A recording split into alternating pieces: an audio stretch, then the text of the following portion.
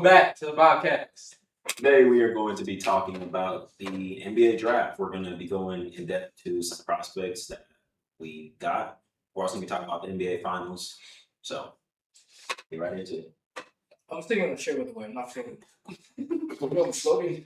He's floating.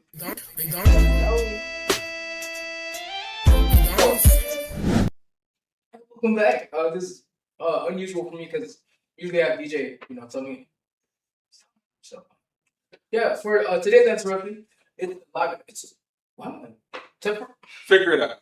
Oh, dude, guys. For today's interruption, we all watch Backrooms, so we'll be giving our own separate reviews. Yeah. So Like now or later? nah. Do you So, have prepares for this? What are your thoughts? Thanks. The Bobcast. I mean, what is the Bobcast? Do you The have Backrooms. prepares for this? I liked it. I liked it. I give it. See, right after I gave it like an 8.5. But after looking at like some like theories and stuff, that's like Yeah, it's 9.5 minimum because they're setting up. spoiler alert, obviously. The setup to it, once you realize, like, it's one of those movies you have to watch a few times. Mm-hmm. Are you watching the breakdowns on like TikTok and stuff? I watched New Rockstars. Yeah. Bro, I was waiting for that episode to drop. You pick I was- up I- on way more things. I was coming back from the hospital actually, waiting for that episode to drop. It's weird, but I give it like an 8. Yeah, I could have 9. I definitely like movies that set up future projects, and that it definitely set up.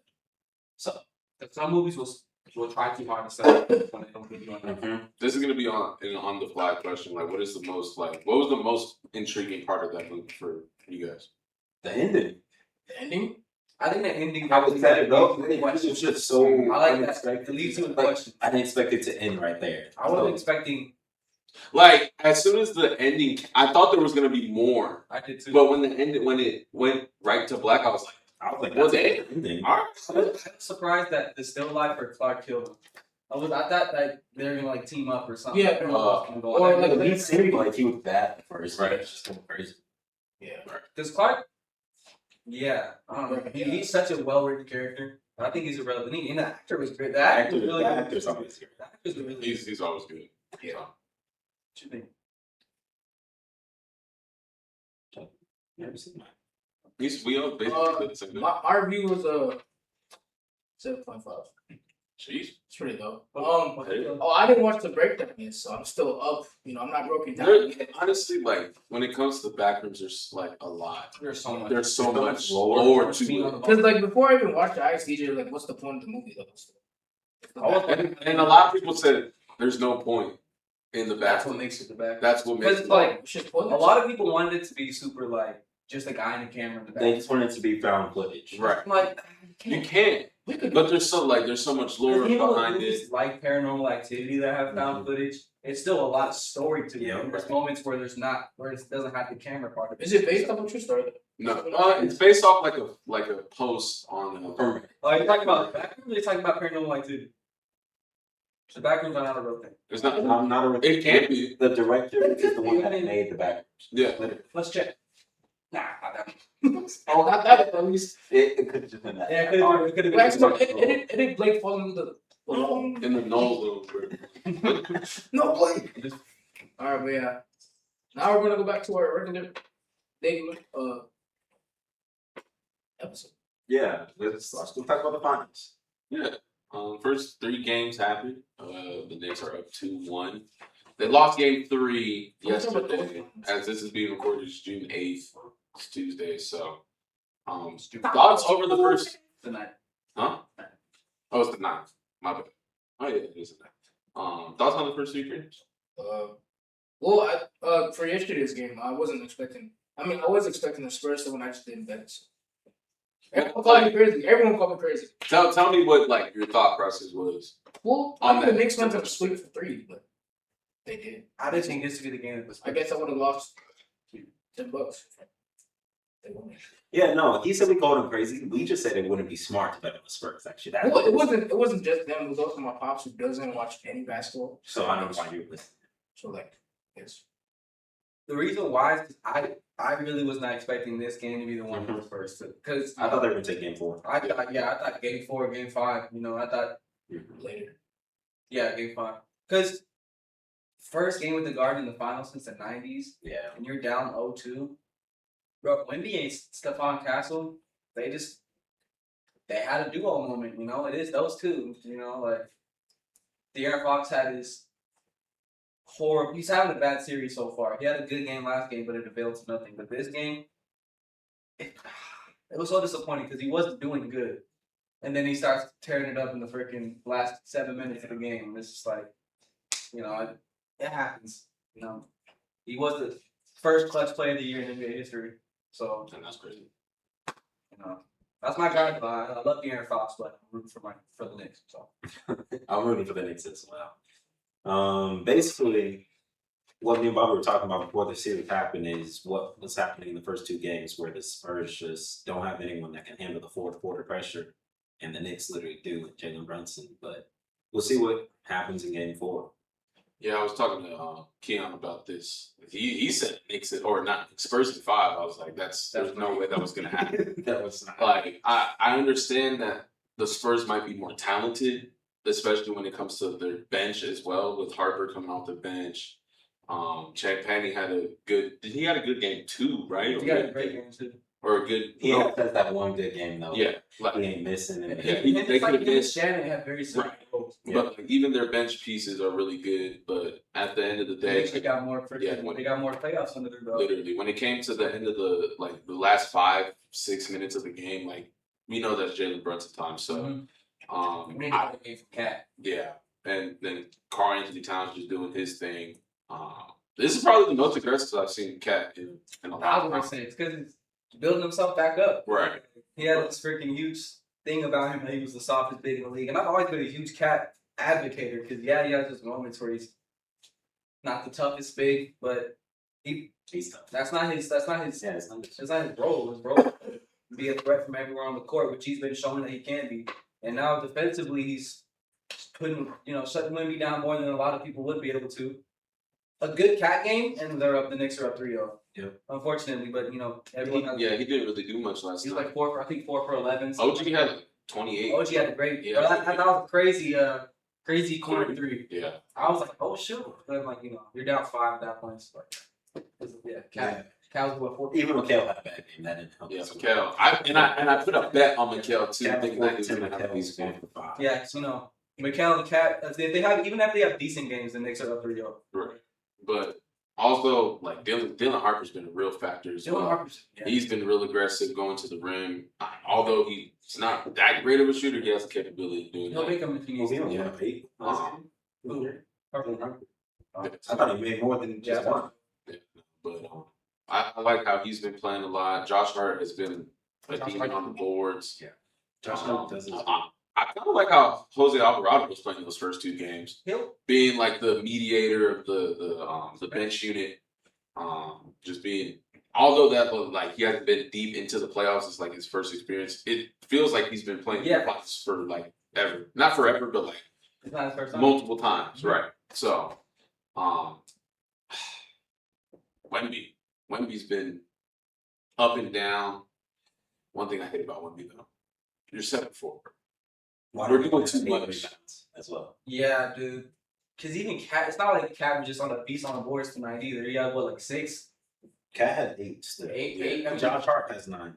yeah, because look at how Wemby was getting like 11, 12 boards against OKC. Mhm. One of the better rebounding teams in the league. So Well, we all know Wemby likes going up against Chet. So Yeah, he's Chet, he has that one side. one side. it's He knows something about that. clear as day. It's clear as day. Chet, you can tell Chet's not the same way because Chet knows that he's on a Wemby level. Yeah. So it's like there's no point in having that kind of rivalry because they're not even in the same draft. I don't know. They're just both tall and skinny. 2-1. Who do you think is going to take game 4? If the Spurs keep the momentum with them, but like I'm telling you, all you need is a good Cat game, and they're up 3-1 next game. That's all Well, you the need. first 2 games, you had a good Cat game. Even with Jalen Brunson shooting terribly.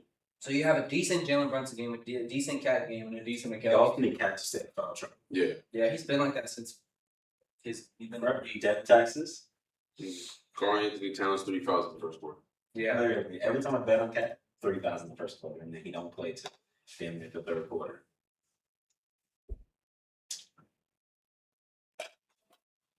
Oh, you almost dropped him. Okay. That would have been bad. Any other thoughts? Any other concerns with either team? No. I feel like So game 4 finals. No. Yeah. what is it? When is it? Tomorrow. It's tomorrow. At 5:30. Who will be the rain? Not rain, but like who's gonna have? Like a rain of 25. Like if you're saying 25? random, I don't think nobody can have a random. like it, But who's gonna have to go big? Become a sniper. Devin stuff not that. But He's he's not. not just become a sniper out of nowhere. Like, Right. That's not his role in the finals right now. So they could just be the game plan. They've been giving him those shots though. Devin He's been Vassell's open guys, for those shots. Literally every single time I tune in, Devin Vassell's open for a three. Literally. And it's always a runner. Literally. I never seen him take a set jump shot the entire playoffs. He's been a freaking runner. I don't know how he shoots No, like that's the thing. I remember when there was like a big like, oh, who's it gonna be, Devin or Stephon? Who's gonna take over? And then it's just so. I would have thought. Has Has Jordan Clarkson played a good He amount? played last game. played like maybe like 12, 13. He had 10. Oh, that's not bad. That was his first game in the series. First game. Wow. It was his first game in the series. Like, Yeah, he had a double throw. minutes. Wow. That's interesting. I think the Knicks could take I it. think the Knicks taking it. I could see it, but the Spurs, like you said, they do have momentum. But the Knicks gonna be mad. But it's at home. Yeah. Yeah, let me say one thing, right, dude. Knicks fans gotta chill out. Like I've seen so many videos, bro. There was this dude on a Spurs jersey who's genuinely bloody and bruised. Oh yeah, look, Russell. And I'm like, dude, like I get it. They Like gotta the chill Knicks out. thing is like, oh, it's a Spurs jersey, let's rip it off of them. Like that, They that's like, gotta chill out. that's funny, right? Oh, it's a Trae Young jersey, blah blah. For some reason to physically assault somebody Yep. just because it's, I don't know. That's just New Yorkers, I guess. That's why, like I'm not a New Yorker, but I'm gonna win. So if you want a Spurs jersey, the city will literally explode. bro, if the Knicks win, East Coast. Wrap it up. Yeah, thank you. Wrap it up. It's It's gonna look like Oh, the first Avengers. Like, Yeah. It's like knowing you. He's gonna take the Avengers to stop them from. Oh yeah. like a whole bunch of. And it's not like the police could stop them, but it's not like they're gonna fully. There's too many. There's too many You bring in the wild New Yorkers that I don't Even understand. But Well, yeah, game 4. Oh, did you see that when he knocked down? Jalen That's- Brunson. Posted a video. Let me say something about that too. What the? He had no reason to. He had no reason to do that. Like I get it, Jalen's being like, Yeah. but dude, literally, I saw a video of like this dude was like pretending to be like, see, this is what I hate about the league. That people can hit on big men all the time. Let's see what happened. And then Jalen Brunson, all he did was start guarding Wemby, and then Wemby gonna throw him on the ground. No, that was. And it was it aggressive pissed me off, too. too. I was like, So see, that's why Wemby starting to create. I'm starting to. like as soon as it started rising, it started going down. Because he's such a crybaby too. When he played against OKC, and he's talking about the refs, Yeah. the refs. Whether you do the exact same He thing, does the exact same thing. Nobody was and talking then you're about gonna it. throw Jalen Brunson on the ground. He had no reason. All right. I mean, then go shoulder check. He told Luke Cornett to shoulder check Jeremy King too. Yeah. Remember even told Carter Bryant to run over Shea, and he said, "I'm proud of you." Yeah, Like, I'm like this, like I mean, all right. And when we don't start this. You were such a cool like.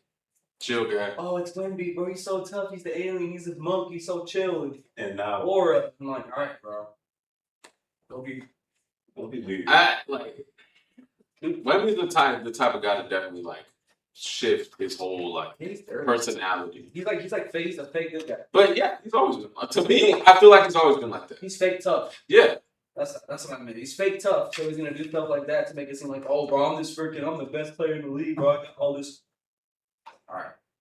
When you get 8 rebounds in a game, it's not tough. 7 foot. Like, Yeah. Like brother, we're getting we're literally in the playoffs. yeah. Jokic Jokic Friday. would have killed. Jokic, the Nuggets would have killed the freaking Spurs in the.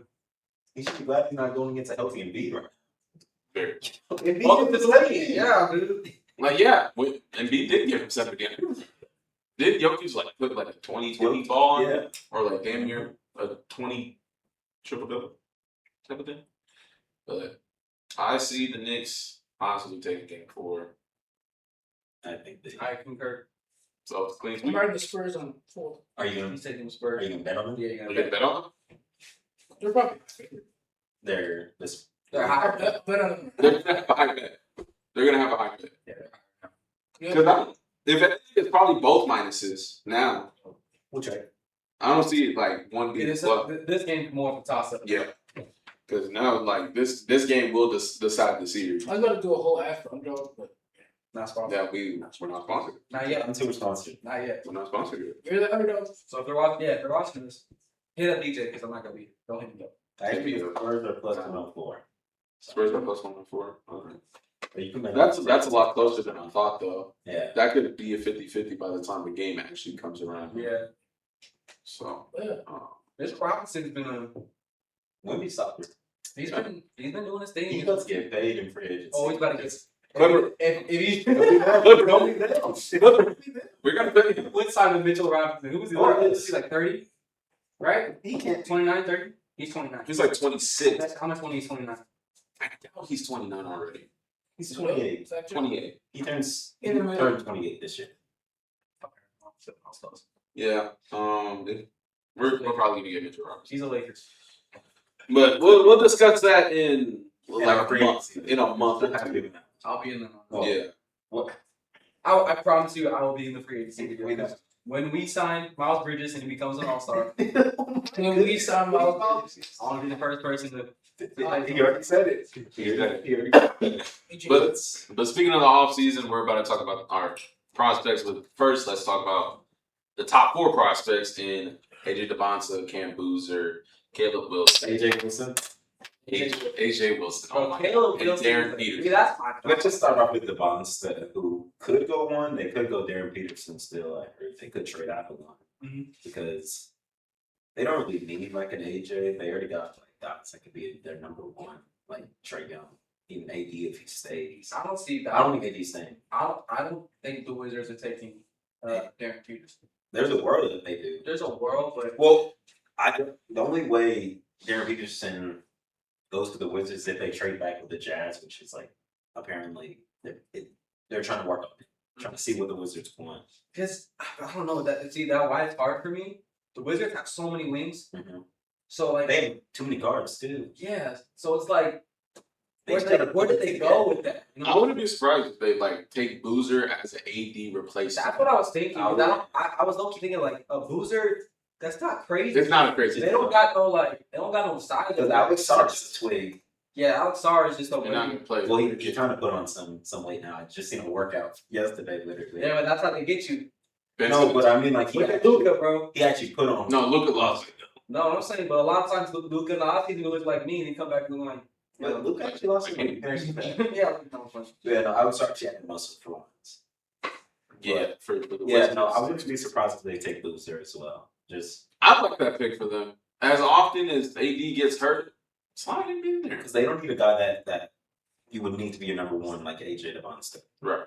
Like they just need a guy that's just I gonna just come. slide him in there, bro. I didn't say Okay. nothing crazy, dude. They just need a guy that they could just slide in there right into the line. Like in the second base. That's why Boozer. Like in the second base. Oh my. Type. That's why Boozer's good because I think Boozer's probably one of the more game ready. AJ needs shots. Yeah, AJ Yeah. needs to develop. Darryn Boozer, Peterson. you could Darryn Peterson's like in the middle. Yeah. Because he's more. I think he's a bit more developed. He's a bit more like. The injury. AJ, that's why I was hoping like a team like the Kings or the Nets got number one, so they could just get AJ and he could just go in and take as many shots as he wants. But sadly, I'm so happy the Kings didn't get a high pick. Wow. They'll rock whoever they draft. but I think Kings development. It's bad. it's bad. But like, But I mean, their last guy, Darryn Fox. Well, Tyrese ended up being good. De'Aaron ended up being good. They didn't develop Tyrese. I mean, Maxime Renault, Maxime Renault's But he's looking to turn out decent. no, he didn't come in. See that they put him behind Spellness once he got hurt, Yeah, and then and even Dylan Cardwell, who's on a two-way, is pretty nice now. So maybe they Devin got- Carter's pretty solid. He's not that bad. He just doesn't play. He just doesn't Yeah, play. he's been hurt. He was hurt for like the You first. see, he got his hair transplant. Yeah. I thought he just shot it off. It looks like he got a He transplant. should have dropped off Devin Carter, dude. He did. You got to Rudy Gobert that. I'm sorry. With AJ, I was hoping he went to a team where he could just get, if he needed, 15 shots a game, just go get it. Like with the Wizards, he ain't taking 15. He might take only like 7 to 10 shots a game, which I don't know. Especially because the Wizards have a good roster. Yeah, everyone calls their roster so good, but it's just a whole bunch of just players. Like it's like a 2K build. It's just dudes. It's like 288s and a bunch of 81. That's Those the teams that be winning the 2K though. No, God. You get Now let's get into DP. Darryn Peterson. I like DP a lot because he's a bit more grittier than AJ. 'Cause the reason why I don't mind AJ's play style, but his personality to me seems very like. Also with AJ, for his defensive measurements, like his defense is bad for like And he's his very size. athletic. And Yeah, for his size, he's he's not a good defender, which I don't like. Like, because to me he's very like first overall pick mindset. mhm. You know what I'm saying? He's like Herman Willis from freaking Hustler. What a reference. What a reference. I think it's the only concern is his injury history. It's his health. Injury history and his will he actually want to play? Exactly. Like his Work ethic. yeah, that type of thing. I agree. And then also Because throughout the season, everybody was projecting first overall. But now, like, AJ kind of got his stock a little bit more up, especially since the combine happened. I think Darryn Peterson kind of lost that a little bit, especially throughout the season, the college basketball season when he was getting consistent. Those be the sneaky ones. Where it's like, dang, I forgot Darryn was this nice, and then Yeah. drops to and then 3 or with whatever. him as well. It's early in the season when he averaged under 1 assist as a point guard. I'm just like, That's better. Because I see more of it's like off guard. he's definitely He's a 2 guard. That's why I think the Jazz are a good team for him. The Jazz- Keontae is Keontae can facilitate. that's I why. don't know if you can run him and Keontae. And if they trade for Job, No, don't do that. no, I think Utah and Memphis would both be good teams for him Mhm. because Memphis got Cedric, who's a very good off ball. Cedric's so He good. can defend on ball too. He's a real. And he can shoot. He can shoot better. Jalen Wells is the shooter. Jalen Yeah, Wells. see, but I think Memphis has a good little thing that they're trying to build over there. Cam Spencer, Javon Small. Because Grizzlies are always gonna have A a gritty gritty team. mindset, Gritty no team. matter who's on that team. You think back to the freaking 2020-ish era, 2021, Yeah. where they had Ja, Dylan Brooks, Desmond Bain. Desmond Bain and Ja aren't good defenders, but They're not. They made it try. happen. They're gonna They try. literally made Like it that's the thing. Desmond Bain's not a good He's defender, not a but, defender, but he's not. You're not. He's gonna put his body there. He's gonna be there. There's a difference between being a bad defender because you can't defend versus I'm gonna try. Yeah. But then Yes, you're then you can give somebody an off. And that's why Peterson and Boozer are perfect for the Grizzlies. Just one of them too. So whichever one's falls. Camp can Can't him and Edie together that is definitely a duo. if Edie can stay healthy. And thoughts on the first 2 players that we just talked about? You heard of AJ. AJ Dybantsa, Darryn Peterson. You don't know nothing about those guys yet? It's okay. But now Cam Boozer, going into the draft, I heard a lot of people kept comparing him to Sabonis. The way he's gonna back down guys and then facilitate out of the post, which that's his role. I don't think he's gonna play whatever team gives him. Whatever he needs. Yeah, I think he's very, very plug and play. Mm-hmm. Same way, Darryn Peterson, I wouldn't say is plug and play, Yeah. but I trust him more than I trust AJ because AJ, I feel like we have to develop more than Darryn. Yeah, like if Darryn can go out there. shoots his shot. Yeah, Darryn can just go out there and give you a freaking 11 points per game as a rookie, probably 11, 12, 13 points per game on any of these teams. Yeah. But like Cam, he can really 3 through 4. Like, dude, he's super solid. He's super strong, especially having the freaking. And I'm telling you, having an NBA player as a dad, you develop so much more tiny things. That's why people have such high expectations. For With like Dylan Harper. See the difference between Bronny and Dylan Harper is that I think LeBron was less involved with Bronny. Mm-hmm. Mm-hmm. But dude, you see Ron Harper with Dylan Harper, they're in the gym 24. They're like, I don't know. That's just the difference between Bronny and Dylan Harper. Also, Between me and Dylan Harper. the Wizards need new jerseys. Yeah. Like The Wizards? So wait, who rebranded the Timberwolves? Yeah.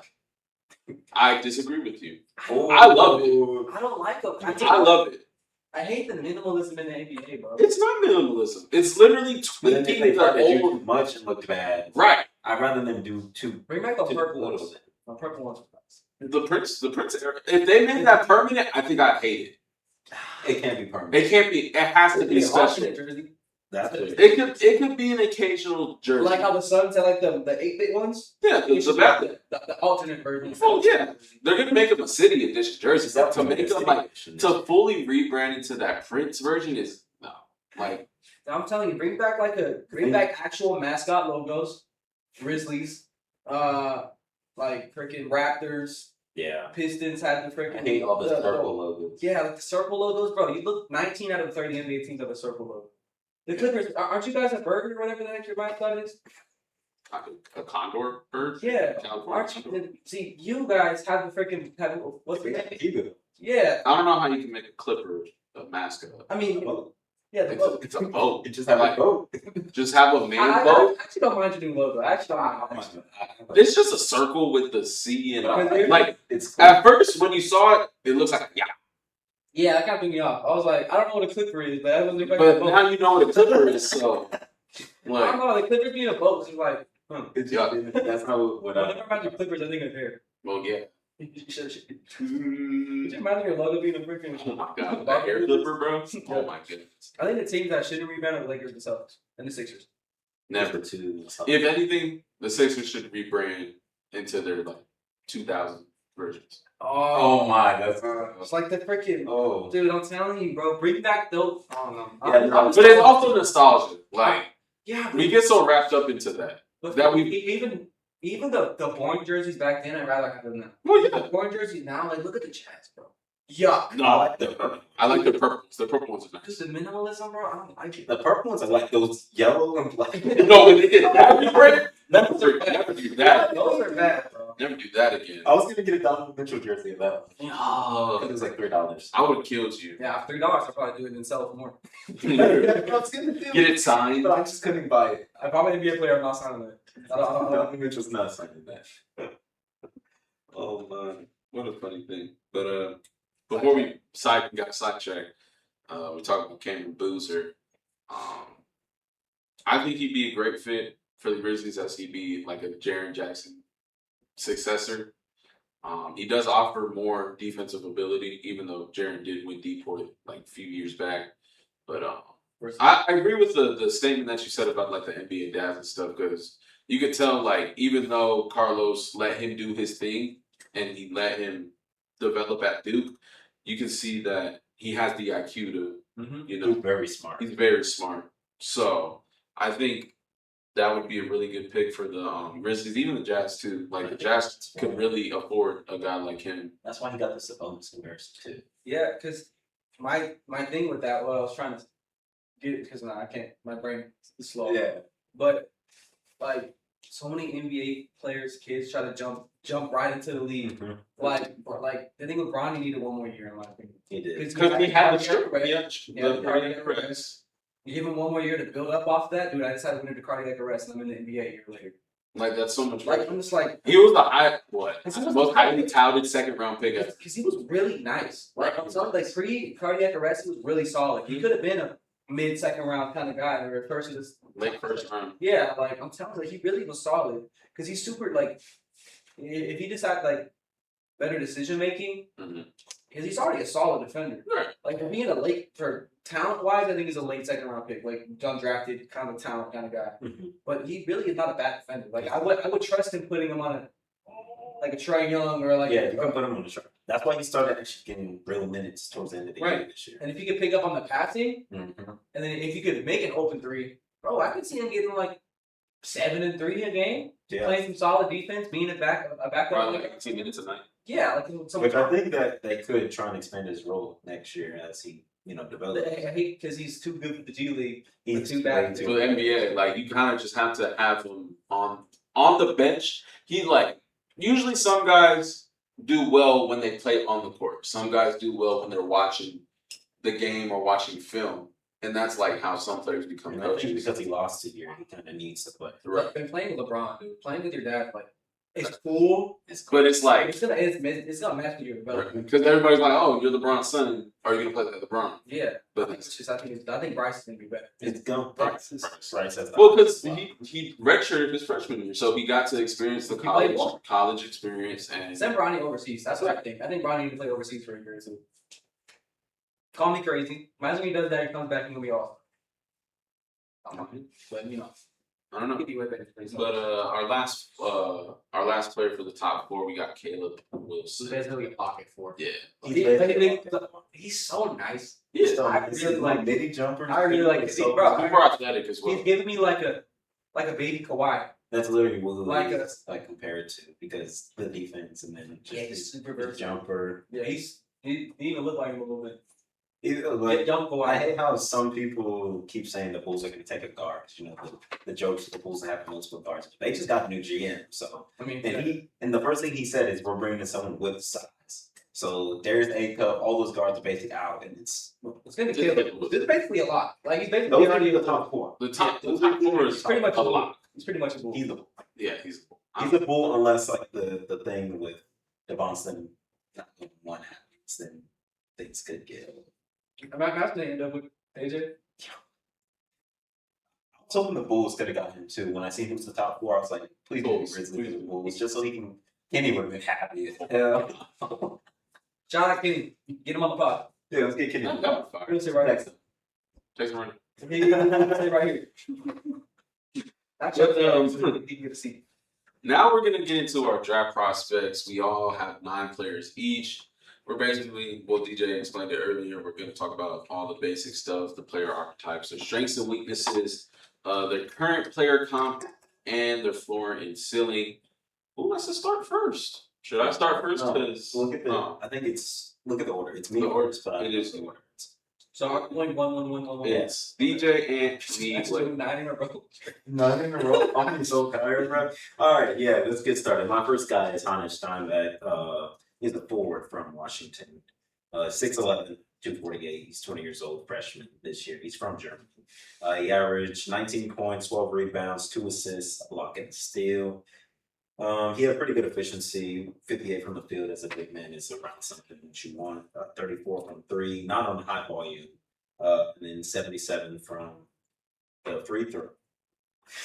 I just seen this guy. Wait, say that one more time. 77 from free throw. I mean, that's not terrible. For a big man, For that's a like. big, for a big, that's actually solid. I would describe him as like just a modern day stretch 4, a guy that, some teams would like. With his strengths, from what I've seen at Washington, what I've heard from him, he's a bit of a rebounder. He will use his size, and he will secure extra possessions for whatever team drafts him. Which is, you need a guy like that. Every team needs a You guy. always need that white guy who can make a corner 3. Corner 3. Also because of his size, he's very good at scoring in the paint. He has excellent footwork. And I touch. Yeah, he's a very strong screen setter, so he's very good in the pick and roll or even pick and pop if he can develop his 3-point jumper. Yeah, like I said, he has the 3-point capability, just not high volume at Washington. Something that can be developed, especially with the high volume threes that's taken in the NBA nowadays. Is in college, Yeah, it's like no guy's gonna go out there and score 20 a game. yeah, no doubt he's gonna do Like 13 a game in college. Like, And then he's very agile. I've seen some film of him being able to switch on the guards, even if they're faster than him. He can hold his own.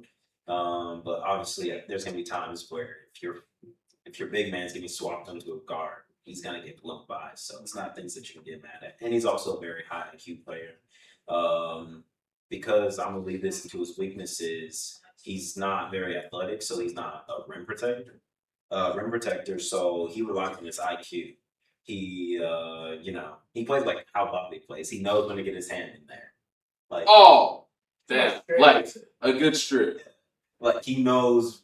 Yeah. which is good because That leads to transition. that offense. takes longer to develop. You Yeah. can develop. You can get him in the weight room and get him in the gym. Yeah. Right. You can get that. Do some ladder drills and then Yeah, basically, like I Okay. said, his weaknesses, he's not 5 because he's only 6'11", 240.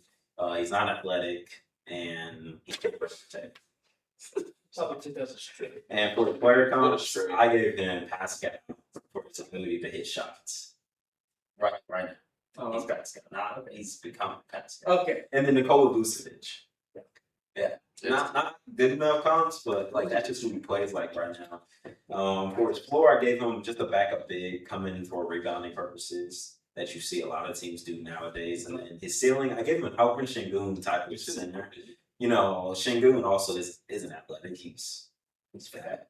He's fat, but also because Hannes has a high IQ, he has the passing ability and the playmaking ability that Alperen Şengün has. So like I can actually see him becoming like Alperen Şengün because I'm pretty sure their measurables are the same. 6'11", around 250. Oh, like so he was like a tall 6'11" though, bro. No, Like, he's just fat. He's lengthy. He's just fat. You think the fat makes him look bigger? He don't look tall. You sure? Am I crazy? I feel like Sengun You like can tell Katie has like an inch on. yeah. So he's Probably Katie skinny but Katie got an inch on everybody. 80. What? Bro, you got 1 inch. Bro, if Katie's the next to Wimby, you're like, Can you get an inch on everybody? Who is really 7 "Ooh," I'm like, no, bro. Like, see Katie next to the Marcus on the Wizards, or on the Wizards, the Warriors back with the Marcus there. Yeah, that makes sense. And then my team fits for Hannes. The first one I put the Hornets. We need a big that can go and get his own shot. That's exactly what he does. He adds physicality that you can definitely tell we needed when we played Orlando. That's why we got flown out to play in because we just weren't physical enough. And he fits exactly what Charles Lee likes in aggressive rebounding. Like if you look at Musa, you look at even Khan crashes the boards, LaMelo crashes the board. He just fits that. And he'll be able to fit in with exactly what we run in our offense, pick and pop, pick and rolls. He's just, like I said, not athletic. I also have the Warriors up there because they just need some front court size. He can be a versatile partner with Draymond Green even. Draymond covering his defense. Yeah, it is yuck, but Draymond can cover a lot of the defense that Hannes cannot. And I can get the Raptors who need a big because Conor Boyles is 6'8". He can't really. Yeah, he's went back to big for them pretty much. Yeah, he can't really be your starting center long term. But then the Raptors have the defenders to be able to cover up Hannes Steinbeck's defense at Scotty Barnes. You know, a guy that if Wemby wasn't a thing, could probably win Defensive Player of the Year. Scotty Barnes is very good. Surprisingly. Not surprising. Not surprising. It's because Yeah. It's because what? don't be. I had to think about it. I watched a lot of Raptors Scotty? games this year. He was always guarding the number one. Yeah, I had to think about it for a second, but yeah. Yeah, that's not crazy. Also, before we get into, and me and Bob were talking about this, do you think they should have 2 separate Defensive Player of the Years? One for guards, one for bigs? Like forward bigs. I think that's something that they could do, but it's like, It's kind of like how baseball is. Like you give an award for each. Each position, but I think Not- the NBA kind of already added like. they're slowly doing it. But I feel like because as long as Wemby's healthy, he's always going to be. Yeah, I agree with that because, Defensive Player of the Year. but I kind of like the whole like, damn, guard got defensive player of the year. That's crazy. Because the Marcus Smart one, everyone was like, oh my god. I mean, because he deserved it. Yeah. Right. But then, like I said, if I think Wemby's it will healthy, be- no one else is going to win. No one Yeah, is winning. That is true. Like Dyson Daniels had a really good defensive season. Yeah, because the thing is, okay, I can give you a why and why not. A why is like, yes, because Wemby's gonna win it for Yeah. 13 years, you know, so for the rest He of the literally had it on lock last year until he got the blood clot. Mhm. So that yes, because there's gonna be a guy who wins it for 9 years straight. But then I feel like it'll lose its value if you add another one. Right. Because I think I'm taking a Marcus Smart DPOY over a Wemby DPOY because the Wemby's like, okay. It also forces guards to want to play defense because, you know, having a award gets you more money. That is true, but I feel like when you got guards that want to play defense, they're gonna want to beat out every other. They're gonna want to beat out a big man before they want to beat another guard because you put that freaking There's something prideful about being a really good defensive like guard. imagine being Marcus Smart and you beat out Jaren Jackson Jr. back then. Rudy Gobert. Rudy Gobert for that award. Because imagine being Marcus Smart and beating out like Dyson Daniels for it. Because I'm the best defending guard. Dyson Which is should where have I'm the won. best defender in the league. Yeah. Not I'm the best defender. I'm not the best defender in my position. I'm the best in the league at. There's gonna be years, the next 13 years, like 2 or 3 years, Wemby doesn't win it. Right. And imagine being the guard that took it to that one defensive player of the year during the Wemby era. But then now I feel like it's just always going to be a big because if you just look at how bigs are coming into the league now, they're just even more talented and they're It's like I'm not gonna say guy my guy. mentioned I'm not gonna say my guy, but you know who I'm talking about. even Ants next Even- guy, Dave Marsh. My second guy is pretty one of my solid, guys too. player in Luigi Yeah. Sligo. Like there's so many bigs in the league that like I just feel like it's just always gonna be hard for a guard. But the thing is, I agree with what you guys are saying, but It's just always gonna be hard for a guard to win. I could see why and why not. That's what I'll say. Okay. I think they should because I think it'd be more prideful if you win a DPOY during the rookie year. That's That's actually smart as fuck though. Like for someone that like, if you really pay attention to 2K, it's actually smart. Shit to shoot it all. Okay. All right, man, go ahead and get started. All right, and for my guy, Yeah. his name is AD Kamara. Yeah. You did. He's a center coming out of Michigan. He's a 7'3", coming in with a whopping 259 pounds. He's 259 pounds. Oh, That's all I'm saying. he's coming out of Michigan. He's Yeah. 259 pounds. Okay. He's 7'3". Okay. See, he's 7'3". He's a center coming out of Michigan. Yeah. I understand. I understand. I just realized you said it 4 times. It's like I was telling Bob, and then you just look at the camera. No, because I didn't hear you Like, correctly. we were kind of telling each other though. Yeah. What? Like I'm saying, we have been talking to each other. Yeah, I kind of like the side combos because it doesn't really. Yeah. So. No, I was telling Blaec that he's the same way as Thomas. But anyways, going back to this, he That's great. is a junior. What the fuck you What? I get interrupted because I'm talking, but yo, technical difficulties, bro. Oh, brother. No. You gotta get through. Okay. It's a good time. It's a good time. Already 7 foot. All right, go ahead. All right. So, anyways, as I was saying before I got interrupted by my own interruption, some stats from him is sorry. He averages 12.1 points a game, 6.8 rebounds, 2.4 assists. He shot 66.8 from the field goal.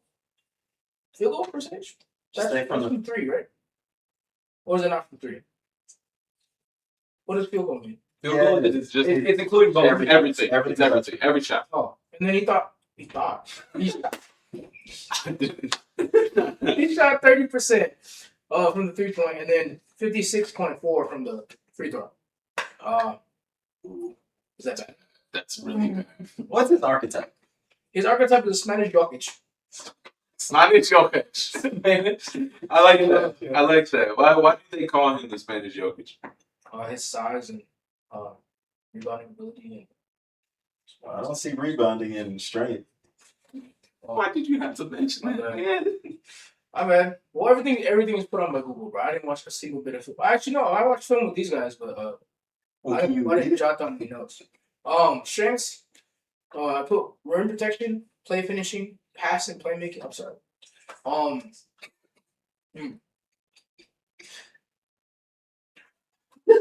I lost my train of thought for strengths. I did see 3 things. I thought I was supposed to add extra to that. It's 3. Do I just say that and keep going? Yes. Oh, okay. You can literally rim protection. He's 7'4". Obviously, he's gonna be a good rim I protector. mean, but I could be 7'4" and be Okay, 7'4". Kenny. Well, okay. Like, Anyways. mind you, Yes. Anyways, his weaknesses strength and physicality and conditioning.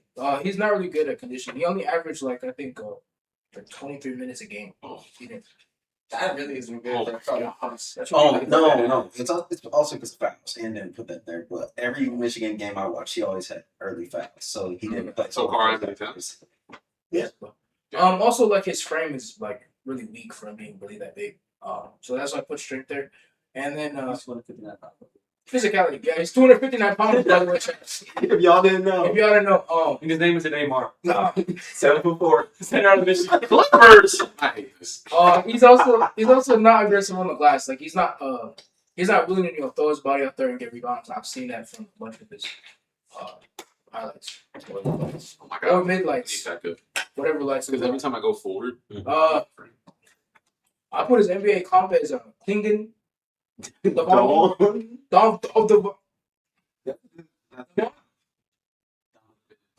Donovan clinging. Yeah. See how the word wasn't clinging to me? So, yeah, floor is so originally I put low, and then stealing up to high, but then these guys corrected me. I hope to. Not these guys. It was DJ that mentioned it. Well, DJ. I told him what to do, and then he. Yeah, I did it like a good boy. Anyways, floor I put a high level traditional backup. Ceiling I put all offensive hub, and then yeah. You went in depth. Okay. And then for the top best fits, I put the Hawks, Clippers, and the Bucks. Hawks just need a big rim protector. If they want to compete, Clippers, they just need someone better than Jokic. Give me this. Who's their pick? Who's their pick? Who's their pick? Who's your big? Isaiah Jackson. Isaiah Jackson. Rick Lopez. Well, they need someone better than IJ. And then Bucks, yeah. I need another big for the future to help out with Giannis. So there you go. Wait, what was the first one? Huh? What was the first one? Oh, the Hawks. All right. On to me, I have Keaton Wagler shooting right out of Illinois. He's staying at this is his combine measurements, his official measurements. He stood barefoot at 6'5". We don't care about barefoot. They don't Yeah, play we don't care about barefoot. bare feet. They don't play barefoot. They don't play Which barefoot. shoes is probably 6'6". Play barefoot. Yeah. You play barefoot? I do. You know? Yeah. Like, you know? Like, I couldn't tell if they don't do He's weighing in a thin frame at 188. He has a short wingspan as well, 6'6". Yeah, DJ. 6'6", and a standing reach at 8 feet 4 inches. I thought you said, bro, my brain was not like thought like working. I thought it was a wingspan of 8 feet. Standing 6'6" with 8 foot arm. Literally start. Bro, But it's a standing reach. Standing reach. Let's go right front of you. bro, you mind grabbing that? Got you. Bro, you need to look at the top shelf, bro. His freshman, I have his stats from his only year at Illinois. He averaged 17.9 points per game with 5.1 rebounds and 4.2 assists, shooting about 44% from the field, 39, almost 40% from three, and 80% from the free throw line. I have some of his combine stats as well. He ran a 11.5 or 11.05 lane agility time with a 3-second shuttle run. He had a 33-inch standing vertical leap and max vert at 36. He also did some shooting drills as well. 11 for 25 from spot up shooting, 25 out of 30 for off the dribble shooting, and on the 3-point star drill he had 12 out of 25. I gave him the Shai Gilgeous-Alexander just off of I'm going off a rookie year Shai where he had the crafty. He wasn't the biggest guy. He was pretty skinny, but the craftiness to get to the rim, also the ability to shoot off the dribble, which Shai developed over time, kind of helped out. So I gave him the Shai Gilgeous-Alexander comp. He could be that. I don't see it happening. He could be very different from Shai, but Not the same production. Right. The same kind of play style. You don't use your size. He's thin. But he'll use his like he could get over. He could get a shot. Shai got that freaking jump shot where he shoots like this. Right. And then for a player archetype, I gave him pure shot score because that's literally all he did while he was at Illinois. The film that I was able to watch, I watched a lot of film on him. He scored 46 in one game against Purdue, which was like ridiculous. Purdue's solid. Purdue was like top 10 most of the season, so he scored 46 for them. As I put on my notes here, he's not the fastest or most athletic guy, but he can provide a smooth and crafty ability to finish at the rim, and his ability to create off the dribble is what stood out, especially at the combines. He's not the greatest 3-point shooter, but he can make them. Not very too consistently though. The only concern that I've seen pop up is his defensive prowess and his defensive ability to defend other people, but that hasn't really been said. He was sub 1 steal a game, so that wasn't too great as a defender, but Especially in college. yeah. Yeah, in college. Yeah, college. It's average 1 steal in college. Right, but he averaged 0.8. So Didn't it say average a steal? yeah, the defense ability is definitely not a main key of his game, but he jumped into the top 5. He got a lot of talk, and I could see the Clippers taking him at 5. I have us as one of those teams, teams, as well as the Kings, because I mixed them both, and the Mavericks as well. He ranges from the 5 to like 9 spots. So the ceiling I gave him, or the floor I gave him, was starter. He if he doesn't pan out, he could be a solid starter. And then for the ceiling, I gave him multiple time All-Star, also maybe a number 2 as well. So that is a key Walker. Blaec. All right. Buddy. A player I'm super high on. Yaxel Lindenberg out of Michigan. 6'9", 240, 230. Super solid out of Michigan, dude. Like he's one of those dudes, like, I'm telling you, like how I said, similar to Ken Boozer. He's 23 years old. You put him on like 20 out of the 30 NBA teams, and he super solid contributor. Like my archetype I gave him, he's just a Swiss Army knife. He's like one of those guys who can make that extra pass, or like that third rotation on defense. He's not gonna give up on a possession. Like my comparisons, like a high end like Jalen Johnson, Aaron Gordon type of, like, you put him, he's gonna be like the second, third best player on a championship team at his best, I think. And like the median, like kind of the middle, I had him like a super athletic Kyle Anderson kind of guy, because Kyle Anderson's one of those like bigger forwards, but you're not gonna have him at center. Similar with Yaxel, he's damn near 7 foot. He's 6'9", 6'10", but he can play the 3. And at the floor, I have like a kind of like a Kamara off of the Trailblazers, he's not a guy that you can give the ball to, but like I said, he'll get like an 8 points per game at minimum, 4 rebounds, 4 assists. Like, he's super unique. He's super versatile in defense. His rebounding's ridiculous.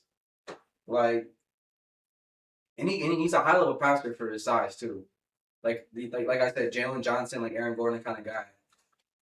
And super high IQ. But the thing is, he's super old.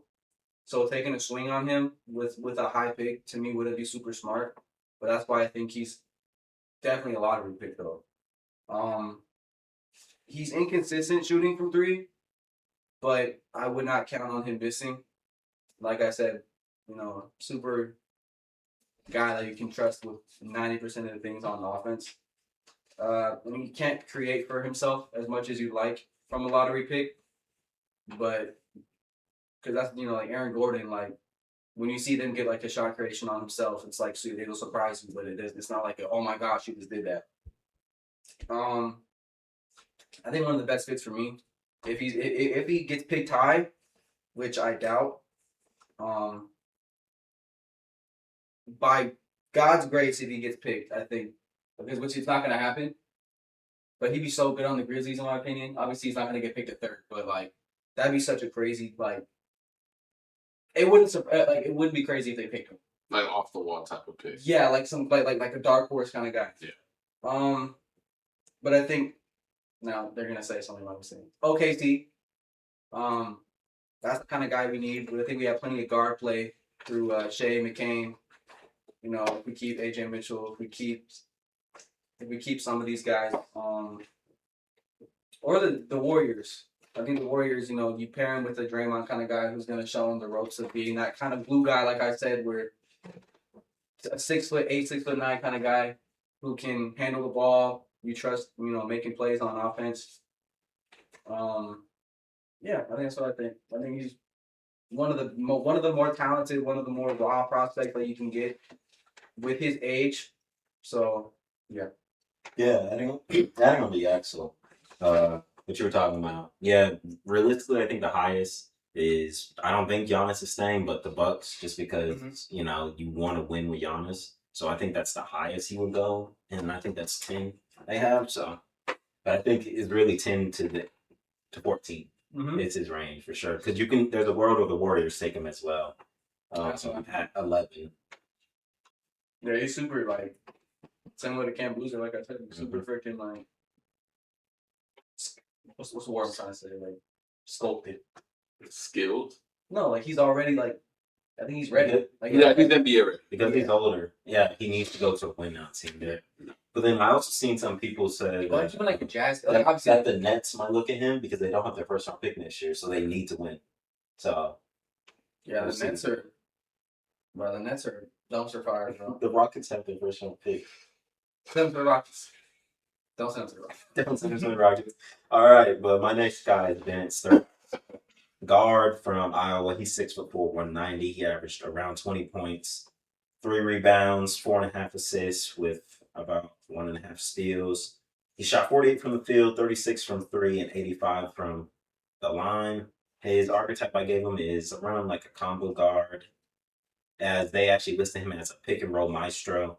His strengths, playmaking. He's a floor general. He's going to be able to, run an offense at the NBA level, especially because he's older. I gave him his scoring ability. He was an excellent 3-level scorer at Iowa. He did a lot for them. As I said, he just averaged 20 points. And then I wrote this down. He reminds me of Luka the way he plays at his own pace. He slows down the game for himself to go get a bucket, and he also keeps guys on his hips. He has high IQ. He plays with great anticipation on both sides of the ball, offense and defense, and he's a high work ethic guy. He's always in the gym working to get better, and that leads to him having a higher stamina and endurance so he can play for longer periods of times. His weaknesses, he's not that explosive as you would want a point to be, but then if they can play at their own pace, the explosiveness doesn't matter. And then at Iowa, from what I've seen, basically a lot of his scoring, he relied on screens, which at some points you just got to go and get a bucket, where like screens are going to be denied and stuff. And then, like I said, his player comps, I gave him Ty Jerome. Ty Jerome does play at his own pace as well. And I gave him a smaller Luka and Mike Conley. For the IQ wise, team fits, I gave him the 76ers because he could be a nice secondary playmaker for them. When Maxi's off the bench, he can even run some nice combos with Embiid. I have the Pistons, who just need some form of secondary ball handling and scoring. And then he also provides shooting, as he was one of the best shooters in college basketball this past year. And then the Raptors, who kind of need a point. Manuel quickly isn't that good, doesn't do much. So, and the Raptors need shooting if you watch that playoff series. So that has been his starts. His floor, I have him a low end backup guard where he could just come and be a spot up shooter. And his ceiling, I have him being just a 6-man of the year caliber type of backup guard where he's going to come and get, 4 or 5 assists and score like 15 points. So that's what I have for his starts. But All right, and to my guy, I have Isaiah Evans. He's coming out of Duke. He's a guard. He's staying at 6'6". He's weighing 180 pounds, and he's my age, 20. He's a sophomore. he's going to be older than him in a month. Crazy. I didn't mark down his birthday, but I think I'll be over it. He's born 2006. So we're still older than Cooper. That's the thing. Anyways, some of the stats I wrote down. Sorry. What? No, I'm not talking to you. Oh, You're older than T-John. T-John Salon, number 31. Anyways, some of the stats that I wrote down was he averages 15 points a game, 3.2 rebounds, 1.2 assists. His stats shooting wise is he had a 43.3% from field goal, 86 on a dot for free throws, and 36.1 from the 3-point line. I must mess something up there. His player archetype is a deep shooter. from some of the clips I've seen him on TikTok, I randomly just looked him up on TikTok because I don't have. He does shoot a lot of deep threes. His strengths, he's a very good shooter from range, where he had 36.1% from three. He's lengthy and he contests and blocks. Some of the weaknesses that he has is he's not as physical and he's very thin and slim on his frame. He's also very easily to get overpowered by some of the NBA guards. Oh my god. People can probably overpower. And then he's below average on rim finishing, so he can't finish the rim. His NFL comp, NBA comp, bro. Is Malik Monk. And then his floor is plug and play wing, and his ceiling is dynamic shooter. Some of the best teams that some of the teams that have him going to is the Mavs, the Timberwolves, and the Pistons. Yes. You left it on purpose? Yeah, I left it on purpose. Basically, all those three teams need a shooter, so he'll be the shooter. They can sign me up too, though. I'm sure. You see that shooting sleeve on his arm? Yeah, you see that? You see it. Give us a jump shot. Give us a jump shot. Give us a form shot. Oh, that's That ain't going in. I don't even know what My next guy is Chris Nack, center out of Houston. He's about 6'11", 239 with a 7'5" wingspan and a 9-foot standing reach. And I'm gonna disregard everything else.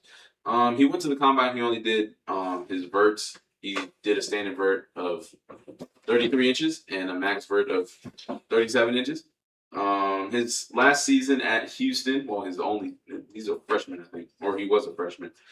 He averaged 9.5 points per game, 7.9 rebounds, 0.7 assists. He doesn't pass.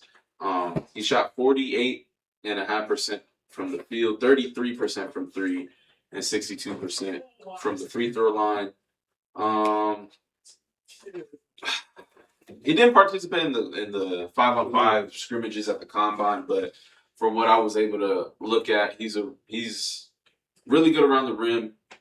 He has really good elite play finishing around the rim, and he has a little bit of a pick and pop kind of dynamic. He can shoot the ball a little bit since he did a lot of that at Houston, and then he's a really good instinctive rebounder as well as on the defensive side. He could go get a board for you.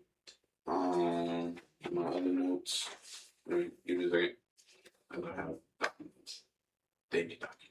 Damian documents. Oh, now Now it's Damian. Yeah. But he could do that. He's a bit over aggressive when closing out on shooters or defending the perimeter, which gets him in foul trouble, like a lot of bigs can do. He's probably going to be around the middle to late first round, so we'll see where he lands at. The floor I gave him was a high energy backup, and the ceiling I could see him being like close to an all-star maybe, but yeah, that's what I got for Chris Nack. That's so beautiful. Oh, I forgot to do the comps. He plays like Hello, legit. DJ Green as well. The archetype I gave him was the finesse stretch 5. 6 where? Where's he at? Let that sink in. The teams that I gave him were the Hornets. I mean, that'd be a solid little different big than you guys usually have. Yeah. I've never really seen you guys really have a stretch 5. We've never had a stretch. The Lakers, because the Lakers. Yeah, we need a center. Thank you. And then the Kings. They don't really have that good of center depth. Who Kings have? Sabonis. They have Sabonis, but and they don't have. He'd be a backup to Sabonis, but he'd offer a different style. Sabonis is not really that good of a shooter. He can shoot ball, but it's not like he's gonna shoot it. He's a lefty, huh? Yeah, and he's a lefty. Yeah, he's a lefty. So what was that? That's the bonus of jump shot, bro. But yeah, He's what? Do that what we doing? I got the camera. You can't tell. You can't. Yeah, you can't tell from that, bro. So I can do this on it? Yo. Yeah, nope. Nah, bro. No. Oh, we do cancel, bro. Scrap Yeah, it off. let's move on. Let's move on to Blaec before. Wait, go ahead. All right, my next guy, Braden Burries, out of Arizona. So he's super solid. 6'4", 210. He's a base. He's a DJ built man. He is. My archetype I have for him. He's a two-way, 3-level scoring kind of guy. A comp I had for him, high end, is like a freaking Devin Booker, like 3-level scorer kind of guy. Isn't that what we were talking about when we were Yeah. watching the film? Like who he reminds us He of? was just super, Jamal- Devin no. Booker-esque kind of guy. Yeah. And the median I had for him was Cam Thomas. And the floor I had for him is just like a microwave, like 6-man, 7-man kind of That's funny. The Microwave, bro. I have microwave score on one of my guys. Like, That's funny. Because, you have a lot of times where, like, Next guy. you have a lot of times when, like, go. Bro. you have, like, slow starts, and then you sub in your 6-man, and he scores 8 points straight. You know what I'm saying? So, he's super smooth. He has like, a crazy package all around. Like, What? Sorry. Here's a scoring package. There you go. There you go, Blake. Some of his strengths, he's super tough shot maker. He can take some crazy shots and they'll go in. He knows his range. We've all watched film. Or he'll shoot from the logo like first possession of the game and make it. He's one of those guys. Like I said, 3-level competitive. But he's super, like his mentality. He's super tough. When a dude's 6'4", 210, you're gonna expect him to be a freaking dog. So weaknesses is defensive consistency. For his frame, he's more than capable to be a good defender. It's like kind of a work ethic defensively. And he's the average playmaker. For being 6'4", he's a smaller shooting guard. Because I would not have him running the one. But again, that's something you can teach. Same way you get him on a team that has a defensive mindset, automatically he's gonna be a good defender. I think the best fit for him would be Miami. Everyone wants to say, "Oh, send him to Miami." I think this is one of the opportunities where you give him a coach like Spoelstra, you give him a vet like Bam, a vet like Wiggins. You build that in him. He's super I think that might be the perfect fit. Just say something real quick. And now that you reminded me of like how he is, like he kind of fits into that mold of like the Heat culture, like the hard work, the work ethic, all that type of I thing. literally think my next guy is also a Exactly. guy. Another guy is Orlando. Another team's on Orlando. Because normally I'm not like Orlando has plenty of guards, but I don't see a world where Jalen Suggs is there in the upcoming years. I think they're already kind of like Anthony Black's their guy, who is a taller point guard. You give him a guy who's a 6'4" shooting guard, super solid, who's going to do the hustle work. Basically, to me, like an upgraded Jalen Suggs, and Jalen Suggs was a crazy scorer. Another team is the Nets, too. I think the Nets is, like we say, they're trying to develop, or they're trying to get a good guy. I think he's league ready in the next 2 to 3 years, in my opinion. You develop that defense and you develop his work ethic and his offensive consistency with his vision, he'll become a super solid guard. Because you see, even like Devin Booker, his comp, he didn't come in being a point guard. Now towards the later end, not in the later end of his career, but Like you Now now that he's pretty much in his prime, Yeah. He developed being able to pass. He plays the one now. That's how he works with Jalen Green. I think he's one of those guys where you could develop it into a pretty much perennial freaking All-NBA guy. So because the scoring's there, I think it's just the mindset. All right, that brings up my next guy, who is. Huh? All right. My next guy is Alan Graves, forward from Santa Clara, 6'9", 225. That is a freshman.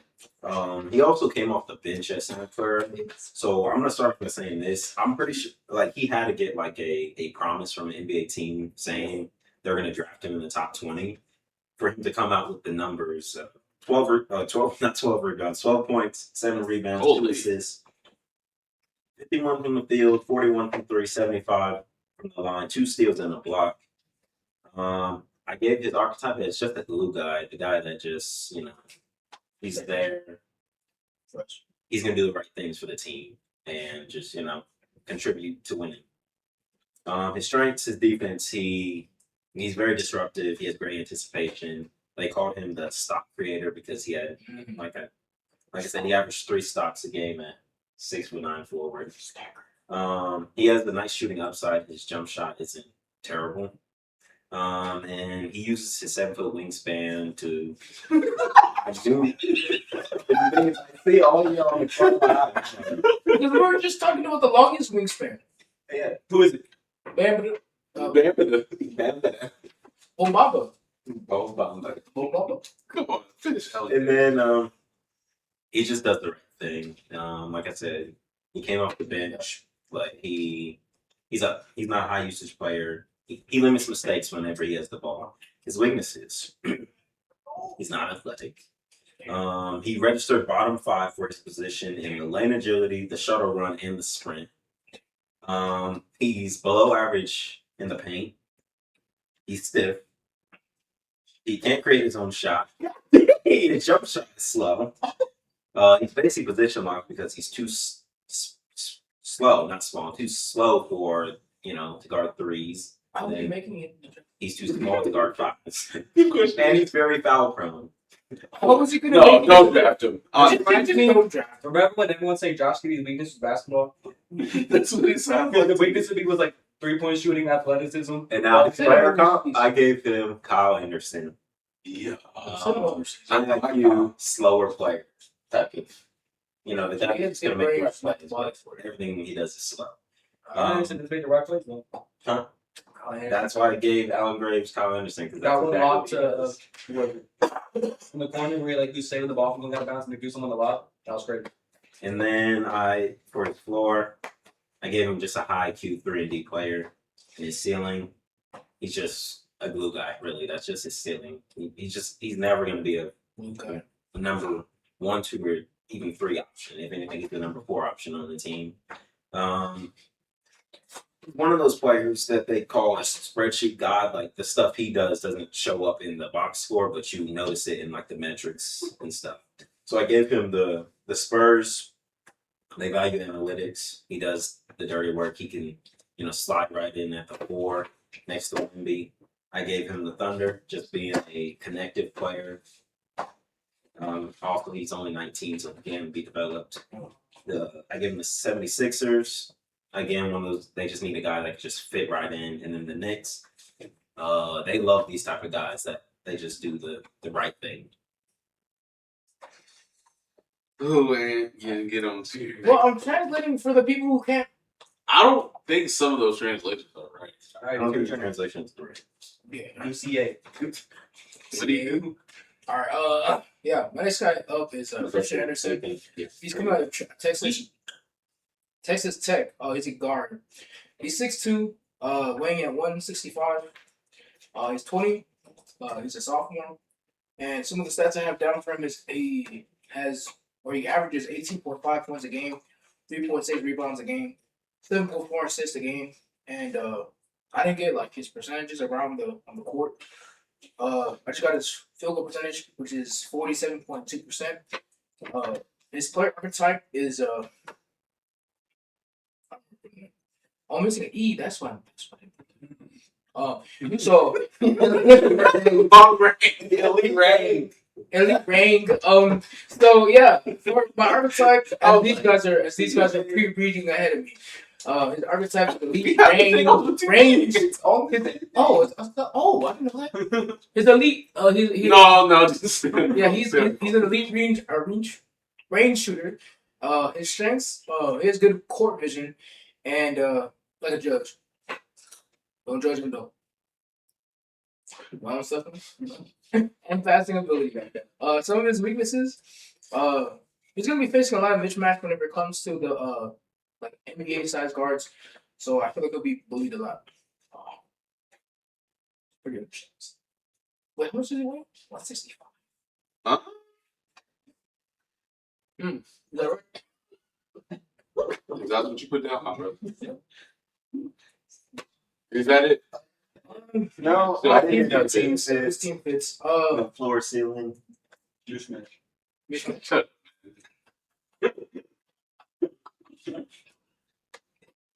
Some of the best team fits I have is the OKC Lightning. Secondary playmaker to Shane and with shot creation and what was it? Other teams are the Raptors. They did struggle with what? What? That's where you have a lisp and everything. You added the F. Raptors. Raptors. I said Raptors. It's Chad, did I say Raptors? Let me know. You'll be mishmashed.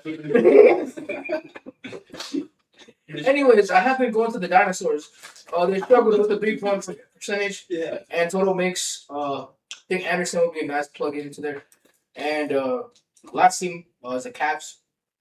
Thought I spelled it wrong, but no, I spelled it correct. right. That's the one you spelled correct. Cavaliers. Hardest one to spell.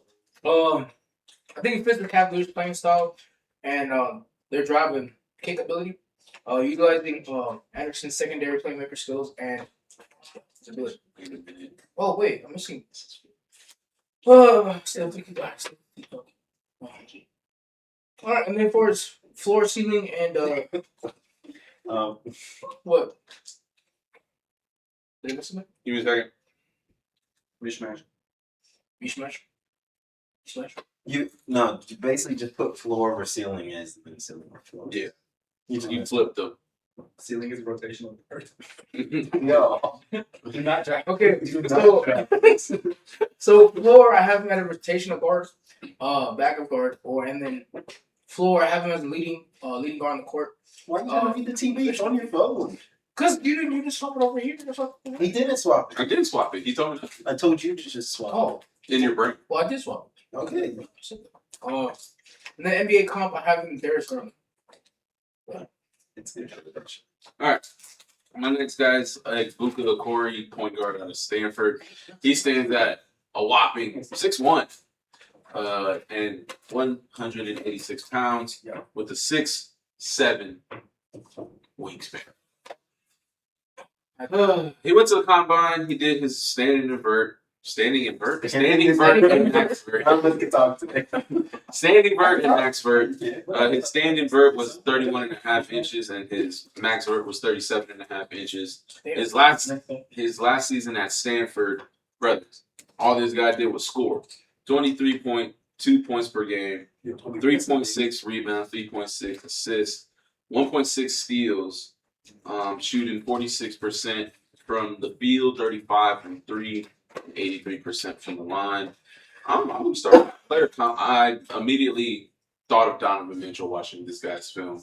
The way he could put pressure, driving to the rim, it's ridiculous. Like if you watch him and Donovan Mitchell at the same time, you think it's the same guy. But yeah, the player archetype I gave him was microwave scorer because that's literally all he did at Stanford. When I was, how did you acquire my sleep? That's a leg sleep for you though.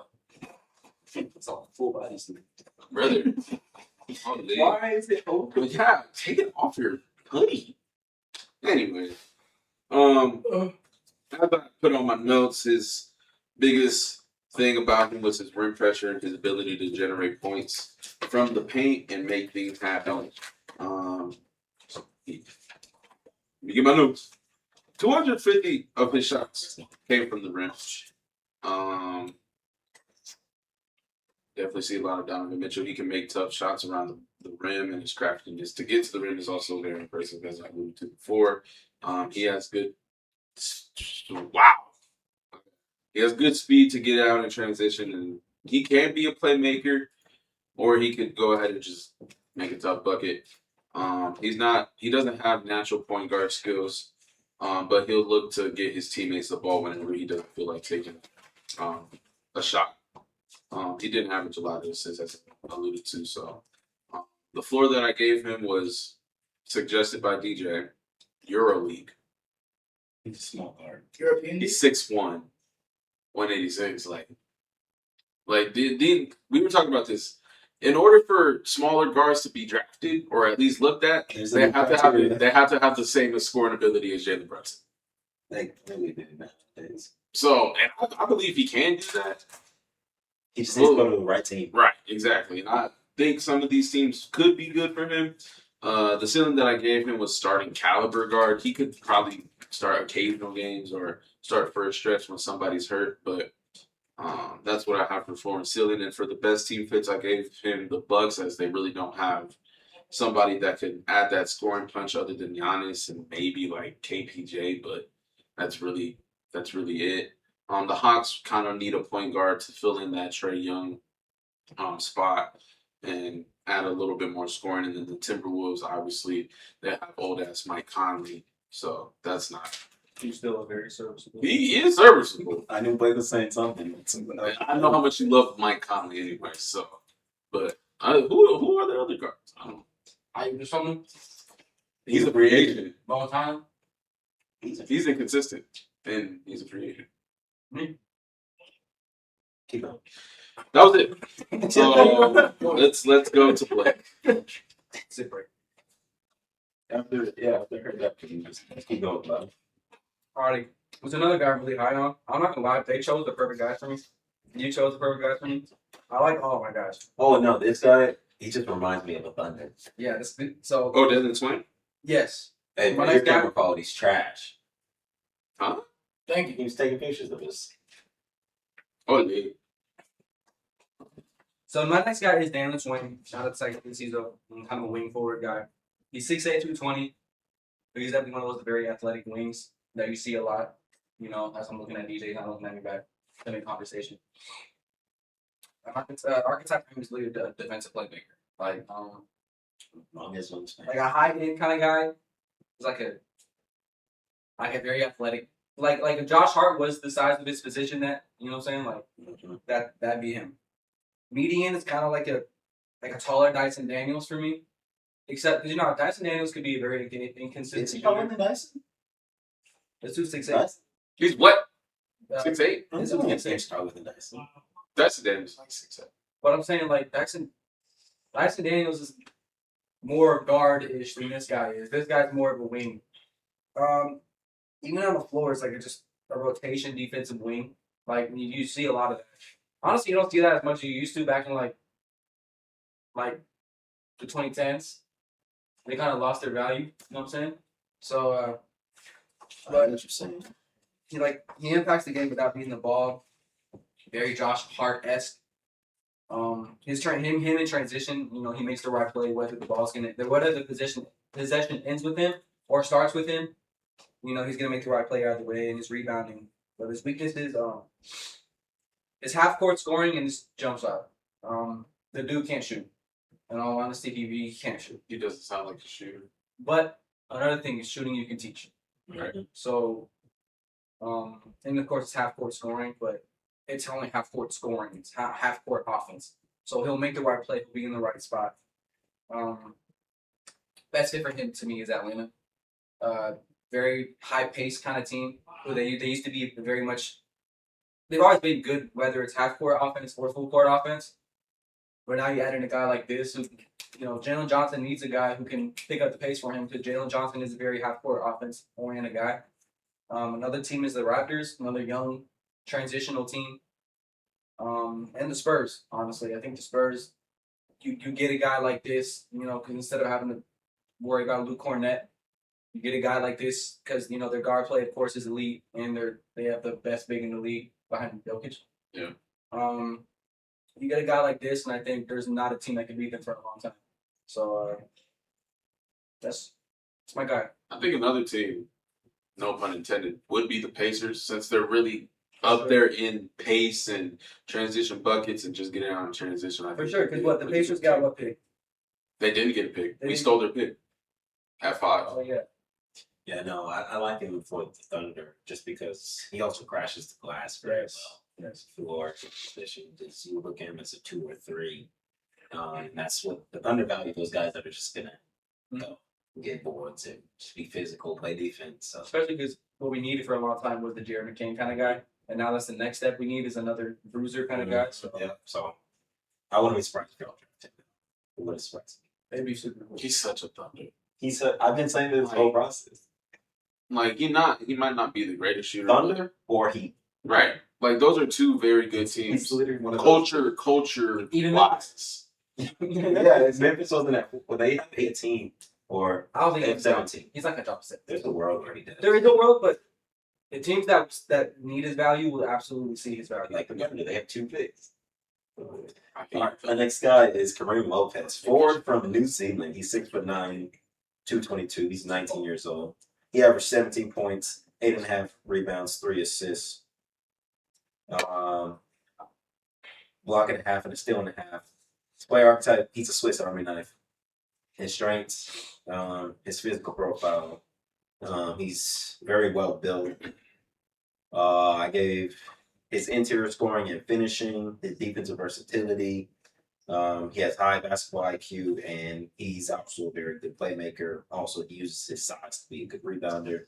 His weaknesses, he's not the best shooter right now, but like Blaec said, shooting can be developed if he goes to the right team.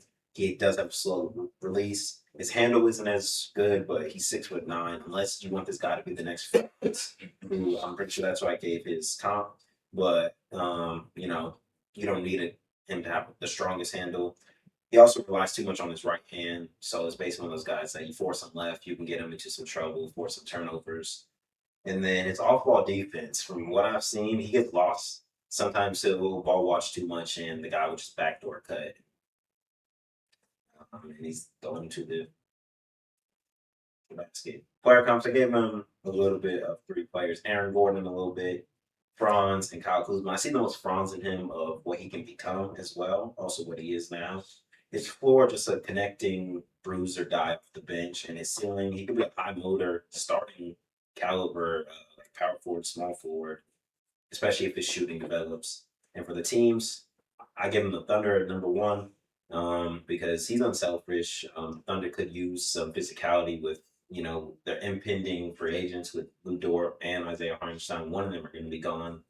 So they could use it's gonna be good. Also, the Thunder have the time to develop him because they have so many guys waiting in the wings. And Thomas Sorber from last year, Tobic, yeah, they have the guys that can be developed. The Warriors also, they just need some size. They need some physicality. And then I even said the Hornets, like I keep saying, we need to get physical. Any guys that can bring some physicality to our defense. That's why I like Luka for you. Like That's why sidetrack. He's one of my favorite. He's and he just put on so much muscle too. I knew he was gonna be fucking good. Sorry Sorry for my language. no, But I knew he was gonna be really good because I saw it. I saw it. Especially mentally. Like I love players like that. Like whenever Benedict Mathurin got drafted, you can tell by that mindset, dude. Now he has tunnel vision. I guess he lost. But yeah, no, like I love those type of players. They don't care if they don't score. They know. They just want to play. Yeah. And that's what Kareem Lopez will be. All right, so next guy, I have Henry Visar. I think it's Vsauce. Coming out of the University of North Carolina, he's a center. Standing at a solid 7 feet flat. He's a junior. He's only 22. Some of the stats I have down for him is he averages 17 points a game, 8.7 rebounds, 2.1 assists, and 1.2 blocks. He shot 60.8% from the field, 42.6% from the 3-point, and then 61.5% from the free throw. His player archetype is I put him down as a jack of all trades, big or stretch 5. Some of the strengths that he has is he's great at passing and for a center. He has a strong pick and pop threat. Oh my gosh. That's hard to say. Pick and pop threat. He's very efficient. He's a very efficient scorer, reliable 3-point scorer. He's very fluid for his size. Oh my gosh. Good off-ball skills and can contribute in multiple areas. Some of his weaknesses is that he has a slender frame. He has a slender frame. I feel like he would get bullied against NBA centers. he can get knocked out easily in this position. He also struggles to grab rebounds sometimes, and he likes to. Sorry. My grandma's calling me. Slaughter. Like, if you compare him to NBA bigs. Okay. You've seen the person is so much different. Yeah. I didn't put his weight though. I just realized it. I believe it. I didn't Well, put his weight. just continue because the video already. What? Yo, Continue. said, shit. as I was saying, he struggles to grab contested rebounds. He also lacks the strength of a. Which passing? Bus. Good pass. He also lacks the strength of a traditional rim protector, and he can struggle defending the post. What? You know what's funny? Why is it like that? What, the seat? Yes, this is both seats. Okay? You copy the things. There's no way. But get on to your player content. Wait, did I spell the guy's name wrong? No. It's just Kelly? like the C's. Kelly or you? Olenek? You're good. You spelled it. Yeah, for as player comes, I have Kelly Unit, J Huff, and then Nikola Vucevic. His floor, him as a reliable rotational big who can put space on the floor, and then his ceiling is Put space. yeah, Not space the floor. Put You can space. put space. who can put space on the floor. Dude, I did this at like 3:00 in the morning. And then ceiling, I have him starting caliber stretch 5, and then some of the teams I think he could fit the most on is the Hornets. I think he could throw a roll with LaMelo and Khan. Do you like that? Yeah, I would. Yeah, that's actually. Oh, That stretch big. Something Bobby said. like other than outlet. We really have that. I think the Hornets will like his pick and pop ability, and with good pressure on opposing defenses. Pick and pop ability. As well as the Celtics, I think it fits the perimeter focused offense and adds a 3-point shooting to their setting position. To their what? From the setting position. What am I saying? Adds more 3-point shooting from center position. Could also improve their overall team defense. And then the Lakers. Because we've been needing a center that could actually do something. So, be nice.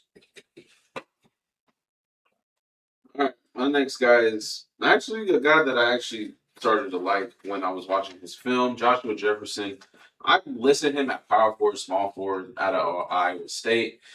He stands at 6'9" in shoes with a 6'10" wingspan, and he weighed at 246. He did a lot of the combine activities. He had a 27. Yeah, he's not a big leaper. I'm just going to say that right now. 27-inch standing vert and a 33-inch max vert. 11.9 seconds in the pro lane drill. 3.08 shuttle run. Three-quarters court sprint, 3.42 seconds. Spot up shooting, he was 11 of 25. Off the dribble, he was 16 of 30. The 3-point star drill, he was 15 of 25. The side mid drill, he was 15 of 27. And his free throw attempts, he had 5 of 10. No, not bad. But his what? Which signature's better? This one. He likes to like being. But his stats at Iowa State, he averaged 16.4 points per game, 7.4 rebounds, 4.8 assists, less than a block, but 1.6 steals, on 47% field goal percentage, shooting 34% from 3 and 70% from the line. His pro comp, more athletic Boris Diaw. Mm-hmm. Although Boris Diaw was he wasn't that much. But you'll know why. The player archetype I gave him was a slashing point forward, and that's exactly what stood out to me when I was watching his film. He's a really good playmaker, and he could get his teammates the ball. He has really good vision, and he could work great in the post. I wouldn't say he has a terrible shot form, but he can't make the 3-point shot very efficiently. He wouldn't be a primary ball handler, but he has that ability to have the ball in his hands and make something happen and make the right reads and things of that nature. What? I'll tell you that. Um, I already know what you do. And he's one of the older prospects. He's 22 or 23, I forget. But he's definitely one of the better. What is happening? Please elaborate. No, just go. Just finish Okay. it. And then when you're done. Okay, fine. But I think he's one of the better older prospects in this draft. I see him getting drafted in the first round. The ceiling and floor, the floor I gave him is a rotational piece, and the ceiling I gave was sixth man. I could see him being an occasional starter, but I think if he comes off the bench and is that spark plug that could provide ball handling and playmaking and not occasional scoring, but he could score whenever he can, especially when he drives to the rim. I think that'd be great. And the best team fits, I basically gave him win now situations. I gave him the Knicks since he could be that extra ball handler, so it won't always be in Jalen Brunson's hands or Josh Hart's hands for some odd reason because he's a good playmaker too. And then I gave him us because we like older prospects. We like to draft 22, 23-year-olds. Like we drafted Kobe Sanders, who's 22, 23. We drafted Giannis, who's 22. So, we like drafting much older prospects, and then I gave him the Celtics also with that ability of being an extra ball handler and the playmaking as well. And again, he has these. I like the Celtics pick. I think the Celtics they need a real ball handler because Right. Jalen Brown can. Right. But Like Joshua Jefferson doesn't have like the handles, but he makes the right decisions. that's because you need Derek White starting Right. automatically. Right. I think Derek White 2, Jalen Brown 3, Taylor 4, whoever at the 5, Keita. Yeah. I think Peyton Pritchard's a perfect bench time. Yeah. Is it Keita or Quita? I call him Quita. Quita. That's my last name. Your aunt's name is Quita. Not Quita. Yeah. Anyway, Wow. I think Pritchard is perfect 6-man. Yeah. Who's it? Josh Jefferson. Joshua Jefferson. Yeah, I think that's really good. I think Celtics probably best would be for him. Wasn't I just saying that yesterday too? Yeah, you did. I kept saying I was like, he's a Celtic. He's a Celtic. He's a Celtic. I kept saying Because you see it this year, right? Oh, no. Jalen Brown's fully capable of. Sorry, did I say Brunson or Brown? Brown. Okay, Jalen Brown's fully capable of being a number one. But both of the Jays, dude, you need a solid guy who set them up. And they tried doing that with Derek White, but Derek White he's a 2. Yeah. And because he could pass, yeah. Yeah, really good passer. So yeah, His film, really good passer. yeah, I think he's definitely Celtic. Yeah, for sure. All right. Tony? No, not No. Tony. It's Blaec. My You next- want to say what happened first? So basically, I don't know how it happened. I had He had Toby Lawal. I had Toby Lawal. I don't know what I did in my brain. I did a manual chart. Luckily, none of us had a manual chart. So, I guess it turned out fine. So it turned out fine. and Because then we looked it up. He just had a pre-draft visit with the Thunder. That's fun. I didn't know. I didn't. Like, just had it. And the funniest thing is too, I like all my. Yeah, he showed me. He said, "Uh-oh." He pointed at it. Because you probably see in the video in the future. I was like, What? anyways, yeah, Emmanuel Sharp, freaking. Sorry, I got my back. He's a shooting guard out of Houston. He's that guy. He's out. Yeah, dreads. Yeah. They're solid. Off the catch shooter. He can move. He can shoot on the move too. Like, and he's like a Desmond Bain-esque kind of guy, where yeah, he can score, but you're gonna want him to shoot the 3. Median Luke Kennard, just your average like catch and shoot. Find him in the corner, find him in the wing, 3-point shooter kind of guy.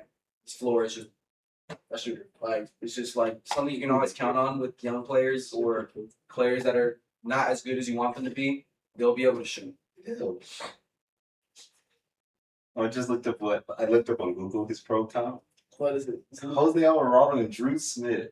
Yeah, those are horrible comps. What'd you give him? I gave him Desmond Bain, Luke Kennard, and just an average like shooter guy. That's so bad. Jose Alvarado. I guess they're valuing the defense. Defense. He is. A liability? No, he's a very solid defender. But that's why I give him a Desmond Bain kind of guy. Because like I said earlier, Desmond Bain's not an elite, but he's one of the guys that's going to try. Yeah. This dude's 6'3", 205, so he's a solid frame. So his weaknesses, though, he can't create for himself as much as you want someone to, but that's not really his goal anyway.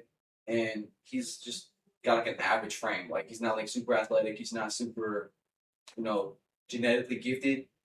I think the best pick is a pacer. If that pick. If they have Do to. they know what I'm saying? I don't know that a second. They probably did. Check. Do they have a first round pick at all? No, that was fine. Oh, It's 5. well, I mean, if he falls. But the reason why I say Pacers or a Cav or a Nugget, because I'm gonna be honest, this guy fits anywhere. Any team can use a freaking pass it to him in the corner, he's gonna knock it down. But why is they teams like the Cavs or the Pacers? Well, yeah, he's falling low, huh? 45. Well, I mean, yeah, dude, but like he like easily can translate to the NBA. It's not like you're not gonna have to develop him.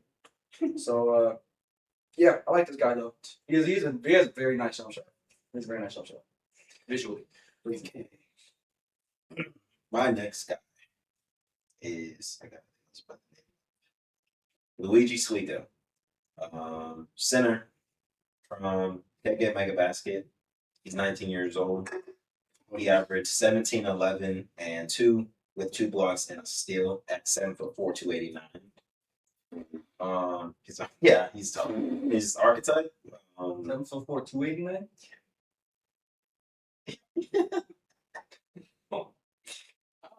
How much does Wemby weigh? Probably 260? Yeah, probably oh 230, my. 240 something. Be stopper if he Wemby might be in trouble. Wemby's in trouble, yo. I gave him a stretch rim protector. His strengths, size, and length, obviously. His shooting, he has good touch around the rim. Obviously, he can space the floor, and he's very agile. He can move his feet very well, and he has very good lateral quickness. His weaknesses, his discipline on defense, he does foul a lot. His base is a little weaker, so he's easily knocked off of his spot. Obviously, it's perimeter defense, but when are you asking a 7'4" guy to guard on the perimeter? And then he's like, although he has good touch and stuff, his offensive game is still raw. A lot of his buckets, he was like fed. And then his player comp, I gave him 3 different ones for different things. I gave him J Huff for his ability, his mobility, and his outside shooting. I gave him Zoo for his rim touch and rebounding, and then Luke Cornett. This was the one that I liked the most because Luke Cornett, he's slow. He's not the fastest center, but he uses his length to his advantage. Like he's never gonna be like the guy fucking 5 shots a game, but he's gonna use his length to alter shots. And then as a floor, I gave him a Luke Cornett type of big guy that's gonna just be a very serviceable backup center, potentially starting a few games. And then the ceiling, he could be a very good starting center. Obviously, he's gonna take some years if he develops to develop. And then his team fits. I give him the Lakers. They need a center. This would be if they take him in the first round because I see him going early second. And there's always those 1 or 2 guys that slide in the first, like what happened at pick 16 last year. I still can't believe that, but I can see some team doing it to Luigi. It could be the Hornets at 18 for all I know. They just want to value size. So basically, T-John Salon 2.0. T-John's developing fun. Yeah, T-John just won Greensboro a ring. Greensboro. G League championship. And then the Hawks, they need a rim protector. If you watch the series, you can. That was really one of their big problems is they didn't have no rim protection. Porzingis not on the Hawks. No, He was on the Hawks. Getting back. No, they did not want him back. And then I would like him going to the Celtics. They would love to I develop went him. from love to like. He said, I would like. Yeah. Because they love developing their bigs, especially. Like, They look do. at Keita, started on 2-way, now look at him starting, averaging almost a double-double. on a championship. There's also other teams, like if we're looking at him sliding into the late first, the Mavericks could, because none of their centers can stay healthy, and Daniel Gafford and Derek Lively. Yeah, just I feel like all of the teams are gonna value him. It's just what teams can actually develop that's gonna be the thing. All right, so next guy, I have Alex Caravan. Yeah. He's a forward from UConn. Standing at 6'8", weighing 230 pounds. He's a senior. He's 23. He averages 13.2 points a game, 5.3 rebounds, 2.4 assists. He shot 46.4% from field goal, 37.4% from the 3-point line, and 85.1% from the free throw. The archetype that he has is a connector wing / floor spacing forward. Why do you have to say slash? Sorry. I know that. I tugged it. We're pulling hair over here. Freakiness. Some of the strengths I put down for him is he has high basketball IQ, makes smart passes, and he keeps the ball moving. He's a reliable catch and shooter. He can shoot comfortably from NBA 3-point line. NBA. I wasn't trying to say nothing, but Anyways, understands how to play off ball, and can fit any offense without needing any many touches. Some of the weaknesses he has is that he's limited shot creation and isolation. He lacks speed and explosiveness. And he also may struggle to get back on defense in transition. He also has a limited jumping ability and can struggle to also finish against longer lengthier NBA defenders, and may have difficulty guarding quicker players. His player comp that I gave him was Sam Hauser. Don't know who that is. Is he still current? Yeah. It sounds old. no. He He does sound like old average Sounds 1970s. Like Boston Celtics. yeah, but 1970. I want to get a same. Sam Hauser. Oh my God, he used to ball in the Celtics. Like, He is on the Celtics. oh wow. He is on the. Wow, that's crazy. Floor, I gave him a rotational shooter who provides an offensive spark off the bench. Ceiling, he's a reliable stretch forward. And very that's not valuable role player. Some of the teams I have him going to, or I would like to see him on, is the Spurs. Could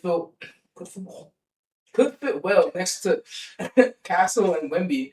What banana? His off-ball movement and shooting would work well in a simple offense. I don't know why I did that. Okay, I don't know why I did that. I don't even know what we're laughing Would help create more spacing around Wembyana.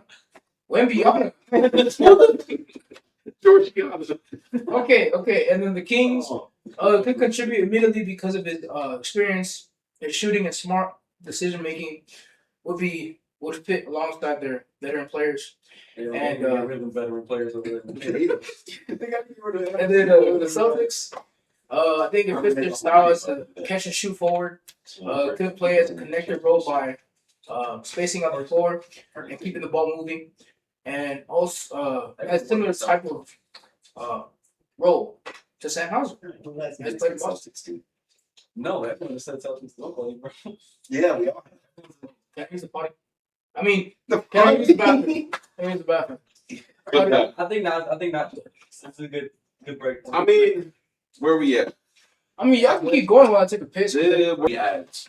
Yo, that's 3 adverts. Hey, I would not watch this video. Hey, we did a 4-hour bit. Come on. Me and you. Well, But we started, correct? yeah, it's Okay, I'm gonna give us a little bit of a buck period real quick. All right, we're back after Ant's potty break. My next guy is Terrence Reed Jr., center out of UConn. He stands at 6'9", 263 with a 7'4" wingspan and a 5'2" standing reach. I have the stats first. My whole Damien document is out of sorts, but I'll start with the stats here.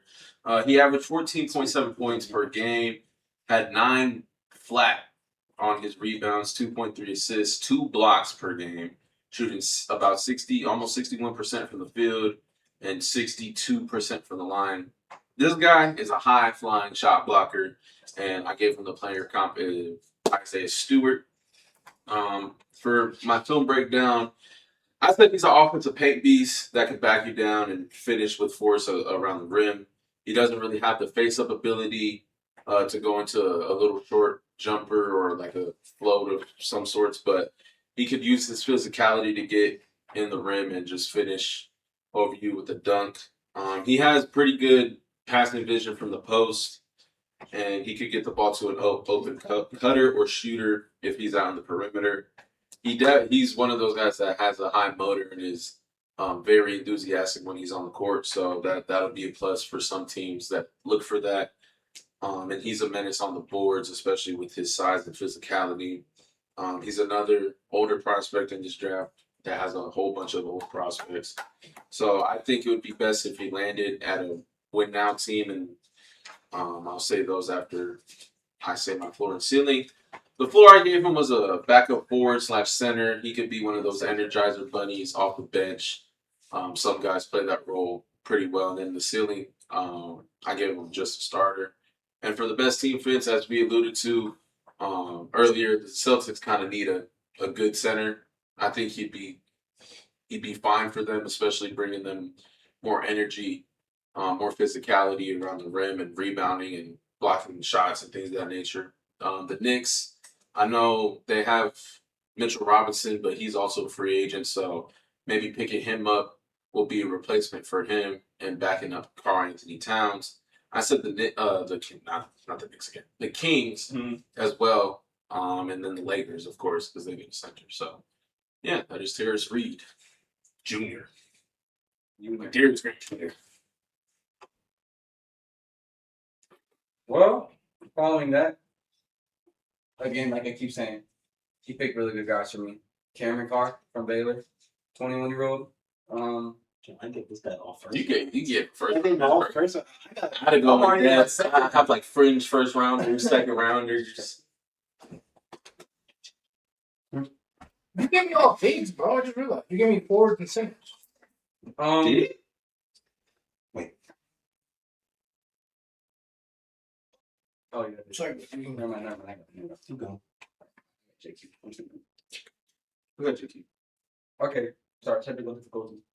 So next up, I had Cameron Carr, Baylor, 21-year-old, 6'5". He's 175, a very thin frame for being 6'5". But he does make up with that because he's extremely athletic and he's super versatile offensively. I see him as my archetype. He's an athletic shot maker. Because you see dudes like Terrence Ross back then. You see dudes like nowadays Brandon Miller. Obviously, he's put on some more muscle since he's been in the league, but like a thin-framed athletic forward who can dunk on you. He can make some off the catch threes, some off the dribble threes. Has a mid-range bag. High end, I see him like I said, like a Brandon Miller, like a Terrence Ross, like a athletic guy who can give you 23 a night and be your second or third best player. He has a lot of upsides athletically, but the downsides I see is he's super skinny. He's not strong. He can be inconsistent at times, which is a big con when it comes to a guy who scoring you rely on. His floor is just, to me, it's just a developmental like scoring wing, like a guy who just you want to see go to a team, like the Hornets, honestly. I've seen him mock to us a lot. I've seen a lot of guys see him going to the Hornets, the Jazz, and the Wizards. Obviously, not going to get picked that high, but Cam Garn number 1. but like a team that would really want to develop a young wing, who can be a perennial all-star kind of guy. That's what I think. He's a guy that you could see a lot of flashes in, who just needs to develop, which is unfortunate because he is 21, so he's like right there in like the middle age of drafts, rookies. But yeah. That's camera cars breakdown from them. What do you guys think of my camera car breakdown? I like your camera card breakdown. I like him a lot. Do you see the vision I have Oh yeah, for sure. with the athletic wing? I've seen that film. Mm-hmm. That film is ridiculous. You can get up there. Oh. There's a guy. There's another guy. Is that has to be like a cousin? He dark as hell. Cohen Carr Yeah, I from know. Michigan State. Mhm. He's a hopper too. Okay. T-Mac and Vince, bro. Anyways, my next guy is Malik Thomas, guard from Arkansas. He's 6'4", 190. He averaged 15.5 points, 3.8 rebounds, 2.5 assists with 1.5 steals. He shot 43.5 from the field, 41.6 from three, and 84.3 from the line. I have his archetype as a microwave scorer. His strengths: he has very deep range. He shoots at high efficiency. He has great shooting mechanics. He has a high release and it's pretty quick, so he can get the shot off even when he's being contested. He's a 3-level scorer. He has a nice handle. He has great off-ball movement. And when it comes to playmaking, he's a smart decision maker with a high motor. Weaknesses: his frame is a little slim. So obviously he can get overpowered by bigger guards and stuff. He struggled to absorb hits, which involves with defense and finishing near the rim as well. He doesn't have a vertical pop as well, so he's not going to get up there. He's not that explosive with his first step, and you can see at times where he forces shots. So it's his moment. And his player comp, I gave him Colin Sexton as one of those smaller guards that, plays at, 100% all the time, but, sometimes they do too much. Mhm. That's literally what he reminded me of. His floor, just a nice bench guard like Colin Sexton, just come off the bench. And then ceiling, he could be a secondary scorer, a number 2 option on some teams, if he puts on some weight. He has a shot making ability. He just got to, there's the decision making that can get better. And his team fits, I gave him the Wolves. They just need some help scoring there with their guards. I gave him the Pistons. I keep saying them. They need someone other than K that could just take some shots and make them. The Mavericks, they need some floor spacing next to Cooper Flag. Even the Hawks are up there, as they can use another guard that can score, because obviously Dyson Daniels is there, but he don't score at all. He went like 2 months without making a 3 this year. That's crazy. Ridiculous. And he was taking like 2 or 3 a game. So yeah, it's there for Willie Thomas. Yeah, he's super solid. Like you said, he has a smooth ass jump shot. He does. For being short. And it's quick too. So if you're contesting him, he's getting up right over you, and it's high. So when we get bumpy, Jeez. he got shoot it high. It's one of those where not as high as Keon's, but it gets up there. All right, so my next guy, we have Nate. He's a forward from Tennessee. He's coming in at a whopping 6'10", 207. He's a freshman. He's only 19. It's insane. Ordered this draft. With a 7-foot wingspan. Yeah, he's 22. Damn, 22 is insane. Anyways, 20 guys. Already giving him 22 is crazy. Yeah, already giving me 22, and I'm not. He's not even 21 yet. It's insane. He's basically Like I'm 20 next year. I'm 20 this year. You're 20 this year. Oh, so when you're 18, jeez. Yo, not with you, bro. I'm the last one in 13, bro. No, you're not. Wait, I'm older than you? No, I'm older than you. You're August. Okay. Yeah. What are you? September. Yeah. Probably youngest. Yeah, look at Bradley. All the Unks. Yeah. Yeah, you're Neff. I'm there. You're next. I'm son. You're Anyways, I'm Pope. unconfused. Anyways, his stats, he averages 16.7 points per game, 6.3 rebounds, 2.3 assists. His percentages were 39.9% from field goal, 33.3% from 3-point, and 79 flat percent from free throw. This player, what? I was yawning and itching my eye. Don't worry about me. His player archetype is a tall, skilled wing / modern stretch forward. I don't know what they highlighted. Why did I do that? Anyways, some of his strengths, he's a reliable free throw shooter. He's comfortable scoring from the mid range. He has potential to stretch the floor. He has good court vision for his size. He makes effective kick-out passes. Capable of finding teammates with cross-court passes, and has intriguing offensive upside. I just see you in the corner of my eye.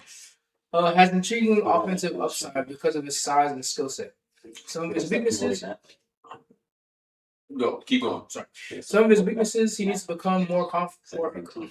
What? He needs to become more Confident. a more consistent shooter. Sorry. No, it's good. Lacks burst and separation off the dribble. He can struggle through finishing. He can struggle what? Through finishing. He can struggle finishing through contact. Interesting. Needs to improve his overall strength and may struggle against more physical NBA forwards early in his career. Player comp is Cam Johnson. Interesting one. Oh shit! That's him. Yeah, he's Jonathan too. Jonathan? Jonathan. I did not say Jonathan. I said Jonathan. I You said Jonathan. Jonathan. I do. Anyways, I don't. his floor, he's a bench scorer who provides shooting and offensive versatility. His ceiling is a high-level starting stretch forward with a two-way potential. Some team fits, the Thunder, the Lightning, could develop without being forced into a major role immediately. We'll give them another versatile offensive piece off the bench. Could improve his strength while learning in a strong mental system. Blaec. The Bucks would give him a younger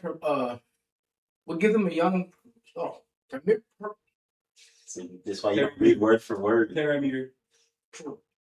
Perimeter. perimeter forward with upside. Could also provide shooting and size that as he develops, and would be useful long term. Would be a useful long term piece for an aging roster. And then the Nets, they just need younger players with upside. Could use a tall forward with shooting potential and would have opportunities to develop into a reliable two-way player. All right. Well, my next guy is power forward. I say John Zuby, edgy of 4. He stands at about 6'7".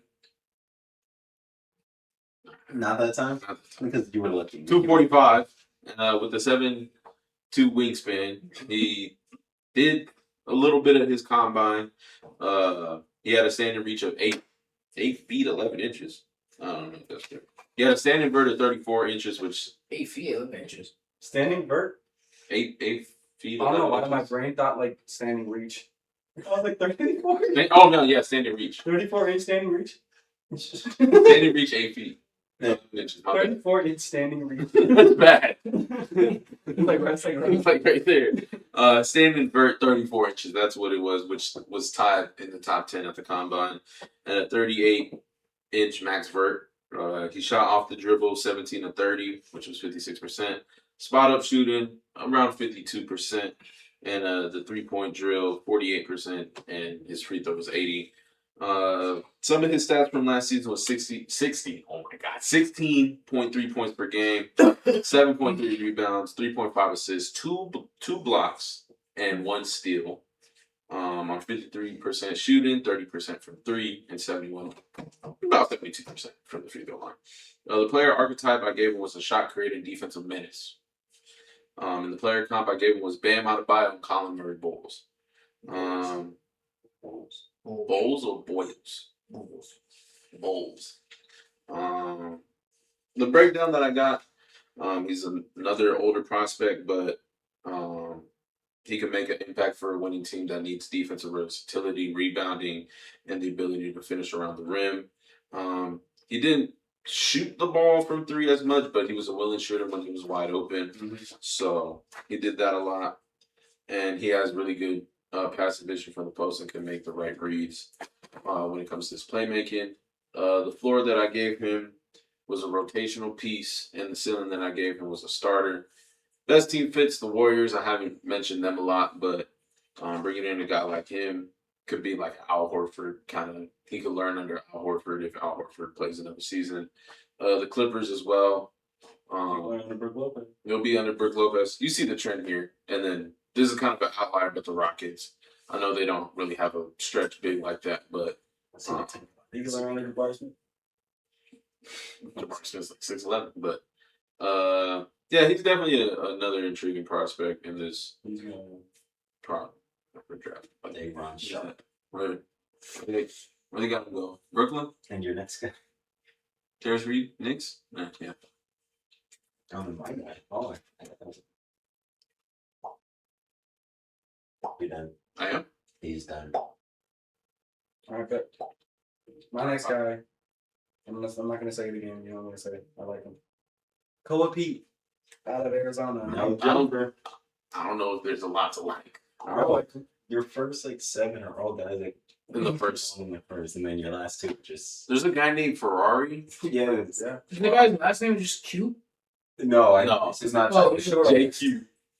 Koa Pete out of Arizona, 6'8", 235. I'm older than him. He just turned 19 a few months ago. Oh, well.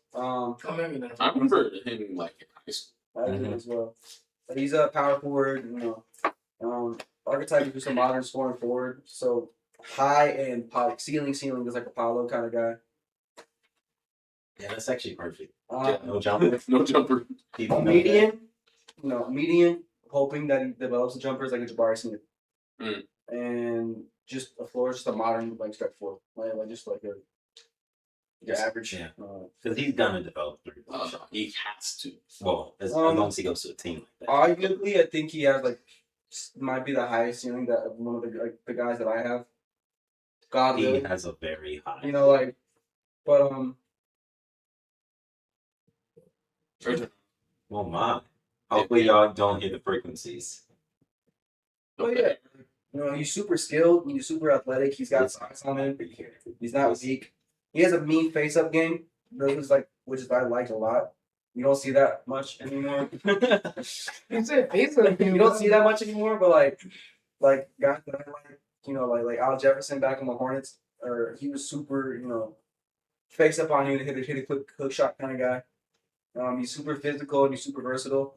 His weakness is he's not as explosive as you want a modern power forward to be, and his defensive consistency following that lack of explosiveness, you're not going to be he's not going to beat you to your spot as much as you want him to. So, but some of the what's it called?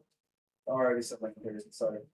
I think the best fit might be the Spurs. You know, Spurs are looking for a power forward kind of guy, to come off the bench and give him that versatility. He might start over Champagne. Oh, You know, He offers a lot more size. Another team is the Trailblazers, which is like we didn't say the Trailblazers a lot. They have a third center rotation is fine in my opinion. They got Young off the bench, which I think He is not playing that shit. Right. he can develop. He's gonna develop. He's gonna have to, honestly. But you know, like I think the Trailblazers are a super well-rounded team, and I think they're building something very good over there. Dame's old, but he's 31. Yeah. So I think right. Maybe like 33. Really? Yeah. Damn, I'm old then. Anyways, he's not deadly old yet, and his game can translate into old age. Another team is the Pistons, because it's another team like the Spurs, right? That's their forward position is who they're lacking at the most. Yeah, I think he's got the physicality for those 3 teams, because those 3 teams are very physical and they have a defensive they're known for their defense. So that's my Koa Pete. Your Koa Pete. All right. That brings up my next guy. X-ray. What was I thinking? Did it look X-ray? Who was it? Yeah, the great dude dancing. And we reached the 7th spot. Yeah, we're at 7. Close. 2 more boys left. Like, Yeah, it was One one banana. that's why I didn't start, because I was like, he just saying it. My next guy is Trevon Brazile, Arkansas power forward. He's 6'10", 226. He averaged 13 points, 7 rebounds, 2 assists, a block and a half, and a steal and a half. Steve. Oi. Block. He shot 53 from the field, 34 from 3, and 72 from the line. I gave him the stretch lob threat archetype. His strengths, like I just said, he's a high flying lob threat. He has the ability to stretch the floor. He shot threes with volume at Arkansas this year. He has the versatility. He has the foot speed to be able to switch onto like at least 3. And then he used his 7'4" wingspan to help him with rim protection. Helps him get those stocks that you see he averaged almost 3 stocks a game this year. His weaknesses, he can't create for himself. And then he also gets in his head a lot. Like if he starts off a game 0 for 3, 0 for 4, you would see him like start giving up on himself. And yeah, he just gets in his head. And he doesn't really have the playmaking capabilities. His comp, I gave him John Collins right now. That's who he played like. His floor, just a high energy role player. And his ceiling, just a very good 3-and-D forward. Potentially a starter on some teams. This fits the Lakers. They need some size. And he also brings defensive versatility that they can use. The Suns also need just size and defensive versatility. The Spurs, with his ability to run 4, he can fit seamlessly in their lineup, offensively and defensively. All right. What's my seventh guy? I have Jack Cale. He's an international G. I mean, International G. I mean, wait. He where does he come from? Where does he assign? Internationally? He's an international. What does that mean? What does that mean? He comes from overseas? Yes, he's. Oh, so he's an overseas guy. Well, like, He's- Overseas guy. he- Not he's even overseas guard. Yeah, he's a G. yeah. He Okay. played German. Well, he's German. Deutschland. He's He's playing at Deutschland. G, bro. International. Isn't that tough? Okay. Well, I'm Anyway. taking out my username. Alba Berlin. Alba Berlin. Okay, so he's Berlinish. I'm making up my Oh. username. Anyways, chat. He comes from outside of America. He's international. He's a guard. That was me. Okay, Omar. What? He's 6. He stands at 6 foot. He stands at. He stands Shut at up, Omar. 6 Shut foot. up. Dog. I thought something dropped. That was Blaec clapping. Okay, he stands at 6'3". Don't him stop. Oh, Let's see the ghost. he weighs 174 pounds. He's 20. He averages 12.2 points per game, 2.8 rebounds, 3 point. Who did change it? He's a 2. What? 2.5 assists, not 3.5. Well, he actually changed it. Oh. Okay, I don't know. Was it 2? I don't know how I did that. and then well, anyways, That was my. his archetype, I have him as a modern 2-way guard / power guard. His strengths, he's a confident shooter. It's not. He has good court vision, high basketball IQ, comfortable operating in the pick and roll. Can contribute on both ends of the floor in offense and defense. Has potential to serve as a secondary playmaker. His weaknesses can be too selfish at times. Offensively, can be too selfish offensively at times. Needs to improve his perimeter consistency, so his shooting, and his footwork also needs development. And lastly, he must improve his decision making when balancing scoring and passing. His player comp is George Hill. Who's George Hill? No. Like you did. Just a former guard. Yes. Oh, so he's passed. I mean, he's still is he currently in the league or is he? No, he's just retired. Oh, starter. Oh, cool. And then 4, I have him as a high-end backup guard. Ceiling, I have him as a starting caliber 2-way contributor who can serve as a secondary playmaker. That was a mouthful. Some team fits. I feel he can go to the Spurs, the Nets, Lakers. The Spurs, we could use another smart 2-way guard on their young core. His pick and roll ability will be able to fit alongside their playmakers. The Nets could earn developmental. Yeah, I definitely did not write this. ChatGPT is best to be up, bro. No, it did. It literally took your words And only use your Yeah. That's insane. So this is what you type. I don't remember putting developmental. Well, yeah, could developmental minutes on a team that needs a young guard talent. Would give them another secondary ball handler, and then the Lakers could provide guard depth off the bench.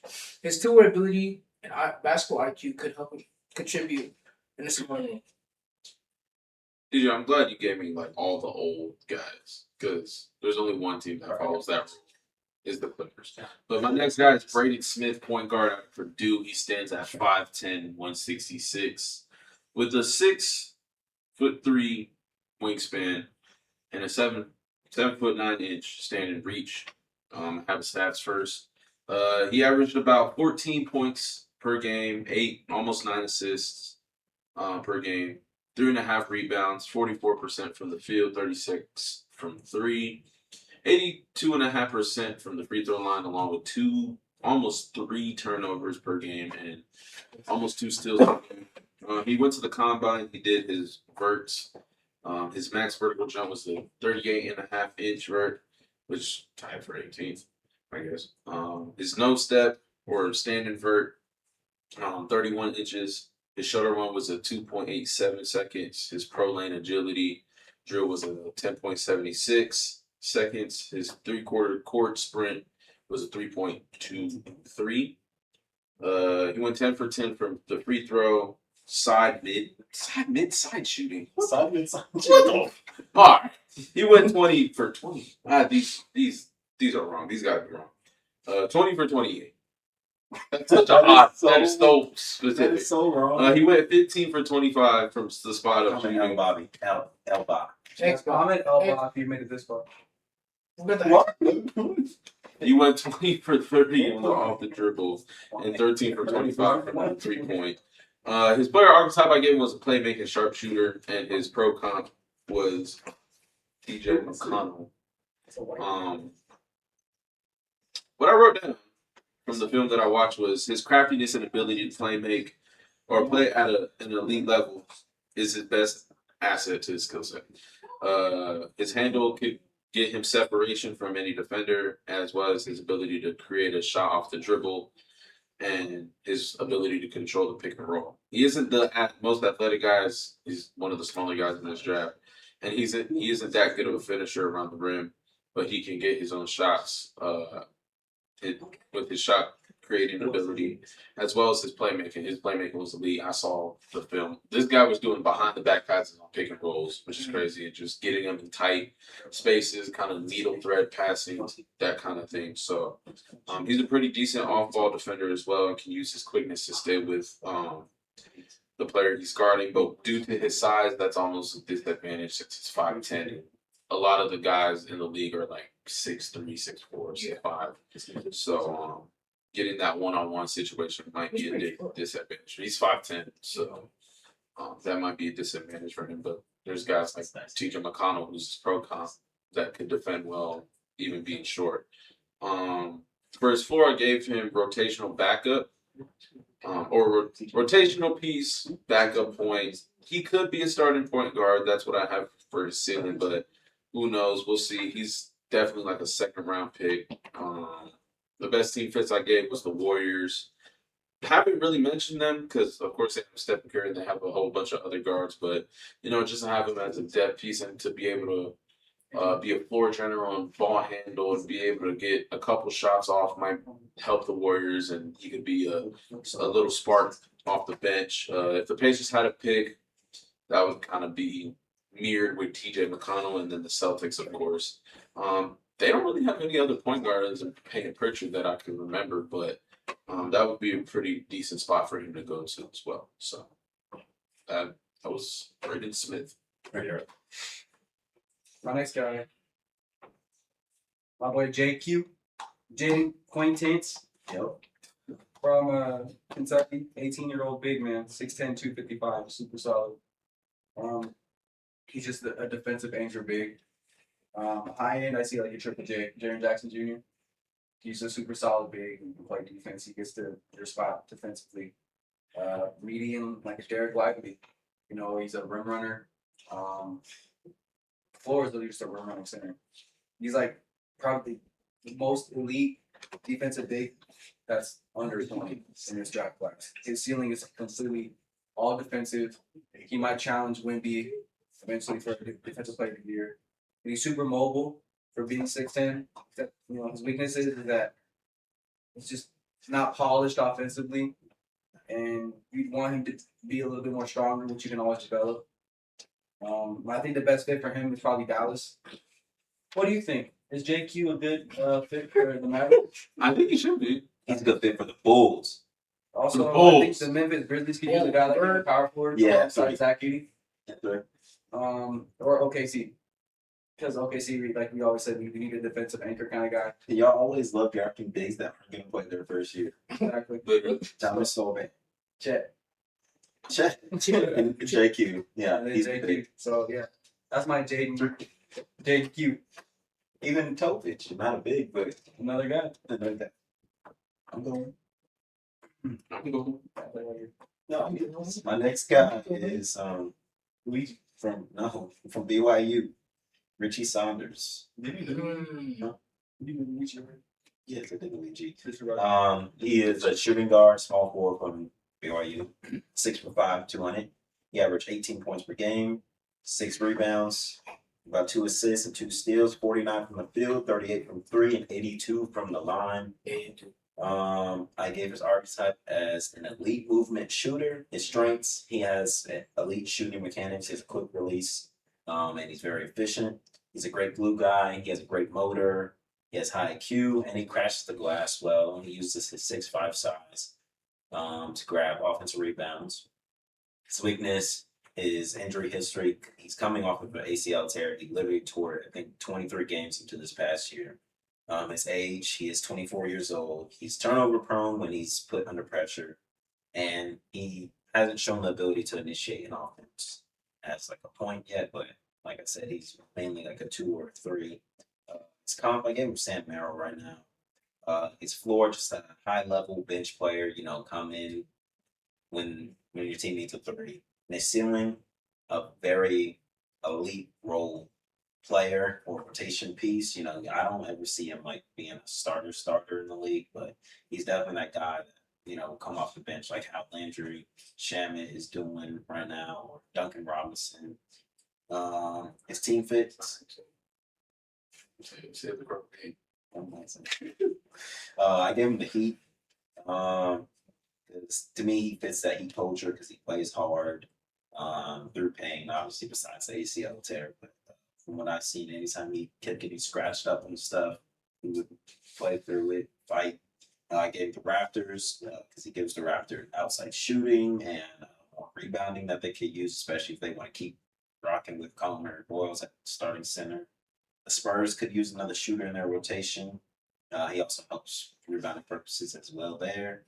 And the Suns, they could use some more movement shooters to help take some pressure off Devin Booker and even Jalen Green, because all of them are inefficient 3-point shooters. So, like Jalen Green, he's gonna have his games where he has 30 and missed like 2 threes, but it only happens like twice. Can I say something like random about the Suns? Yeah.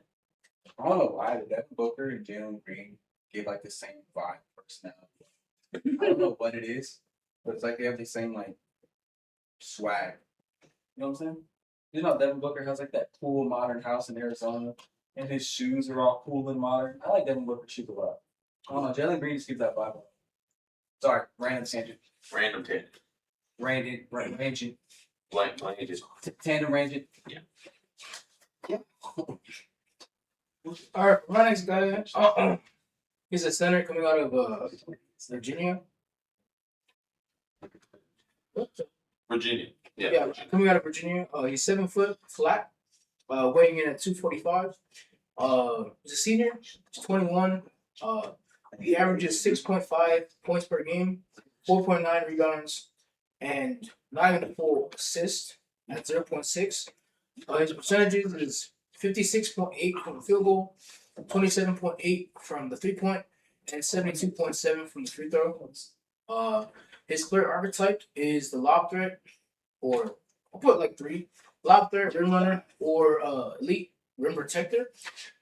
Strengths: great length, strong rim protecting ability, defensive-minded center. He's mobile for his size, and he can run the floor and finish lobs. Uses his strength. He can also use his strength to alter shots around the rim. His weaknesses that he struggles when defending skilled ball handlers. Needs to improve as a rebounder, and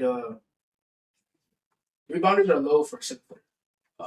So that's one of the negatives I put down. He's also limited offensively, and outside of finishing around the rim. His player comp, I gave him Nick Claxton. How do I feel about that? Good. Floor, he's a reliable backup center who provides rim protection and defensive energy. His ceiling, he's a dominant defensive defensive anchor who can protect the rim and switch on to multiple positions. Some of the teams I think he could best go to is the Knicks. Has already practiced with the Knicks. I feel like he fits well with the team because they value physical, dominant-minded centers. Defensive-minded centers, not dominant-minded centers. I mean, Sorry. I guess there's something. Sorry. And then he could also help with the rim protection and the rebounding off the bench. Rockets. I would put two teams: the Rockets and the Knicks. The Knicks could help develop behind their current front court players. Sorry. We'll give them. We'll give them another defensive presence off the bench, and could help contribute as a rim protector and lob threat in a limited role. My next guy is Otega Oweh, shooting guard from Kentucky. He stands about 6'6" with a 6'8" wingspan, an 8'5" standing reach, and he weighs about 212. He also went to the combine. He did the scrimmages. He scored 20 points. He was 7 for 12. He was 7 for 12 from the field, 1 for 3 from 3. About 4 rebounds. 2 of them were offensive in 18 minutes, and then he played in the second scrimmage and scored 21 points. He was 6 for 14 in that one, and he went to the line about 10 times and made 9 of them with 5 rebounds and an assist in 26 minutes. He also did his verts. He had a no.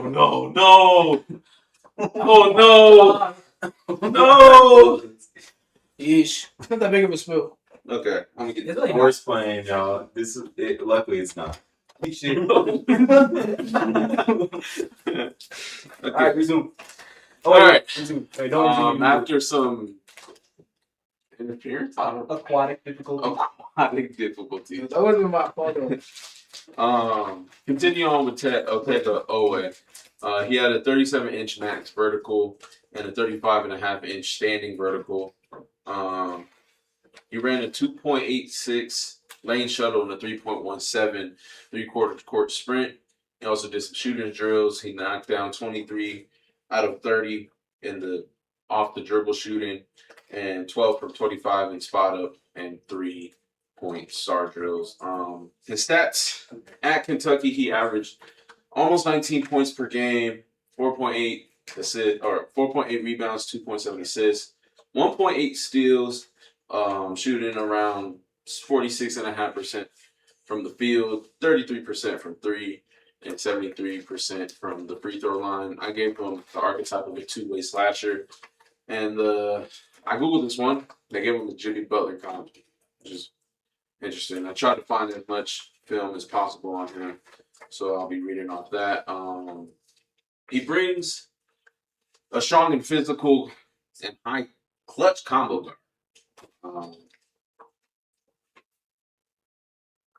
But you better not do it. You better not do it. What's she I was gonna like, do? what's the She's gonna alter this video.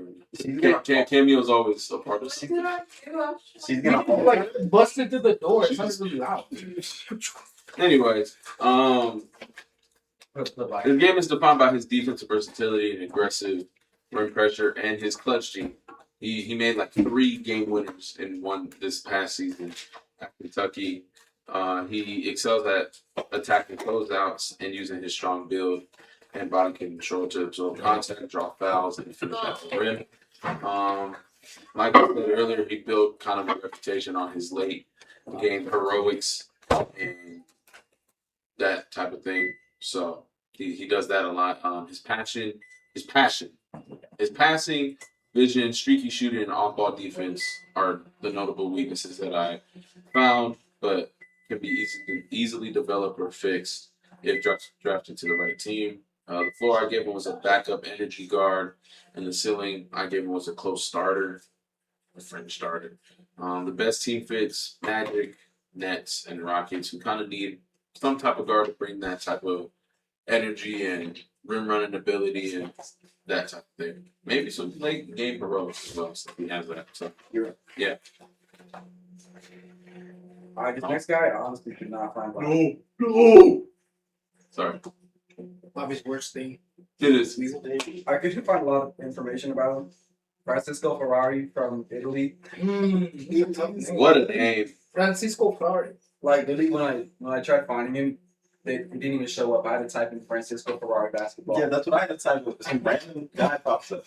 That's bad. So he's 20, 6'8", 200 point guard out of Italy. I don't know. One guard? Yeah, he's a 6'8" point guard.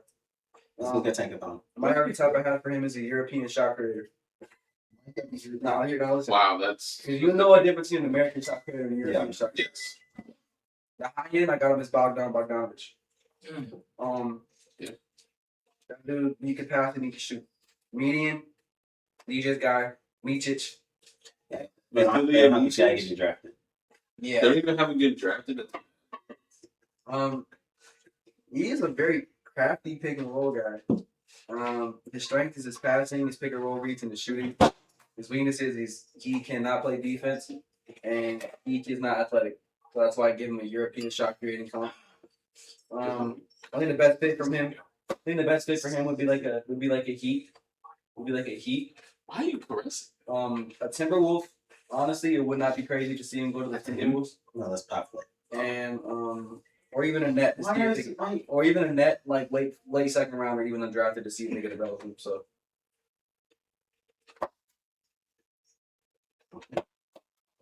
We're just chest beating, bro.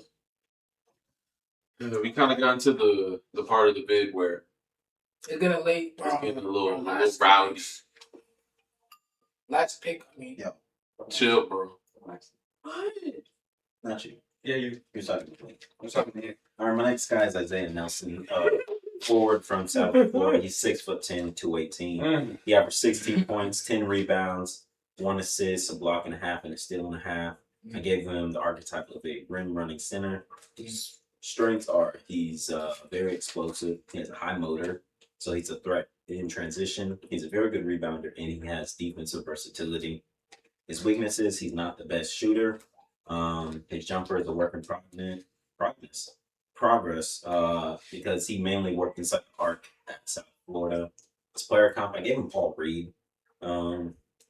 His floor, just a reliable role player or a third string big. His ceiling, a very good lob threat and defensive anchor. His team fits a lot of the same teams that I say for the bigs. The Suns, because they just need some extra size. The Nets, they have the bigs to where they can develop him. And then the Thunder, just because he's one of those guys that can be developed. All right, we're going to our last. Should be last section, right? Yes. I have Jacoby. What is where someone changed his name to Jack? No, it's been Jacoby. And Yeah, where did I see Jack? I think it was one of your guys'. I don't have a Jack. Yeah, Jack. Yeah. I don't have a Jack. Oh, Jacob. I have a. Oh, he's a Tennessee G. Shut up. At least it's not worse as international. International is tough though. Come on. All right.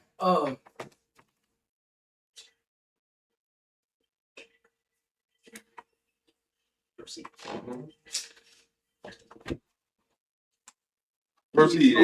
Thank you. I'm not gonna drop. Yeah, because your thing has a clean here. Anyways, well, my guys are Kobe Gillespie. He's related to him.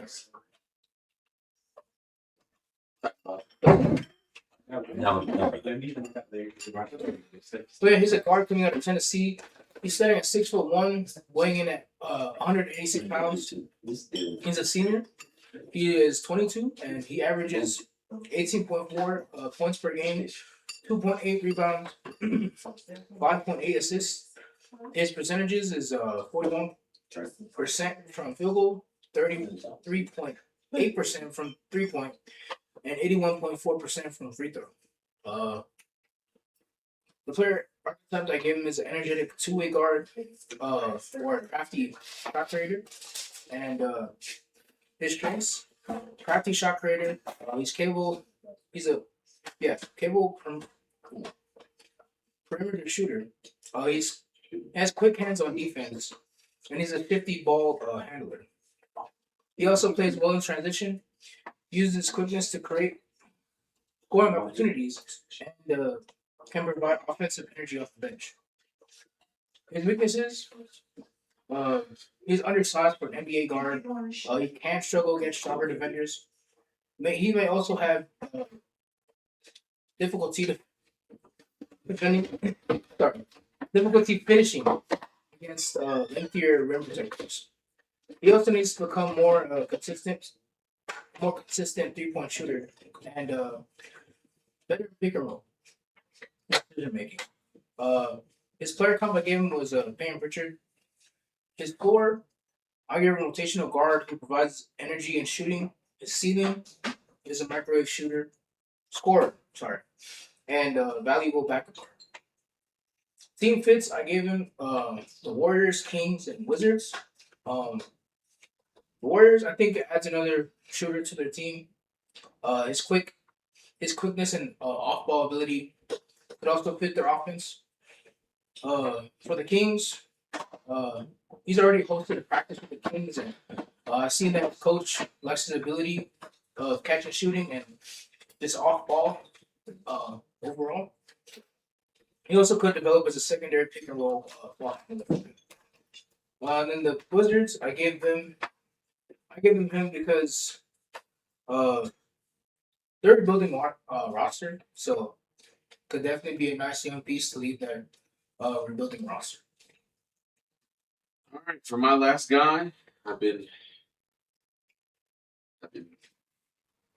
what's the word? I forget the word. You've been waiting to start. No, I haven't been waiting. I have been See this guy's name, Blaec? yeah, Oh, dude, I like that guy. Me too. What is it? Baba. Baba Miller. His right as well. His name is Bobby. It's Baba Miller. Isn't that funny? His actual name is Papa. Mhm. So Yeah, Ababakar Bartolome. He went to Cincinnati by way of Spain. He stands at about 6'11", weighing 208, with a 7'1" wingspan and a 9'3" standing vert. He went to the combine. He did his verts like everybody else did. He had a 31.5" no step vert, which is basically a standard vert, and then he had a 34.5" max vert. He did some drills with his footwork and his agility were good. His agility times were good. He also played in the scrimmage where he got 20 points, shooting 60% from the field, and he got a couple 3-pointers as well. The stats that he had at his last season at Cincinnati, he went to Florida State and Florida Atlantic prior to being at Cincinnati. He averaged 13 points, 10 rebounds, almost 4 assists, with over a block, shooting 53% from the field. Terrible shooter, 19% from 3, and 65% from the free throw line. The player archetype I gave was a rebounding high flyer, and the player comps that I was able to look at. Serge Ibaka without the jumper, so early Serge Ibaka. Yeah. And then Jared Vanderbilt. The film that I was able to look at I think he's one of the more intriguing, like almost second rounders. He had his best season at Cincinnati, where he was a rim runner and a hustler on the boards. He can't shoot whatsoever, so that is out the way. His thin frame at 6'11" and only weighing 208 pounds is kind of a con, where his lack of strength, playing defense and being physical, and even getting to the rim is might be a difficult task for him, especially going into the league playing against bigger and stronger forwards and centers. He can block shots though, and he has really good length, so maybe he could be decent. Floor I gave him was G League overseas, and the ceiling I gave him was a key depth piece. I don't think he could. He could be if he goes to the right team, like these teams, like the Heat, Lakers, and Raptors. I feel like he'd be a project player for those guys, for those teams, where he could develop and he could get acclimated into playing in those systems and being out in transition and getting dunks, because he got like he had like dunks in 30 games or something like that, which is pretty good. So yeah, there's Bob Miller for you, and that's my last guy, Blaec. You know who we met with? Bob Miller met with the Hornets, by the We way. were the first. So did Cole Pete.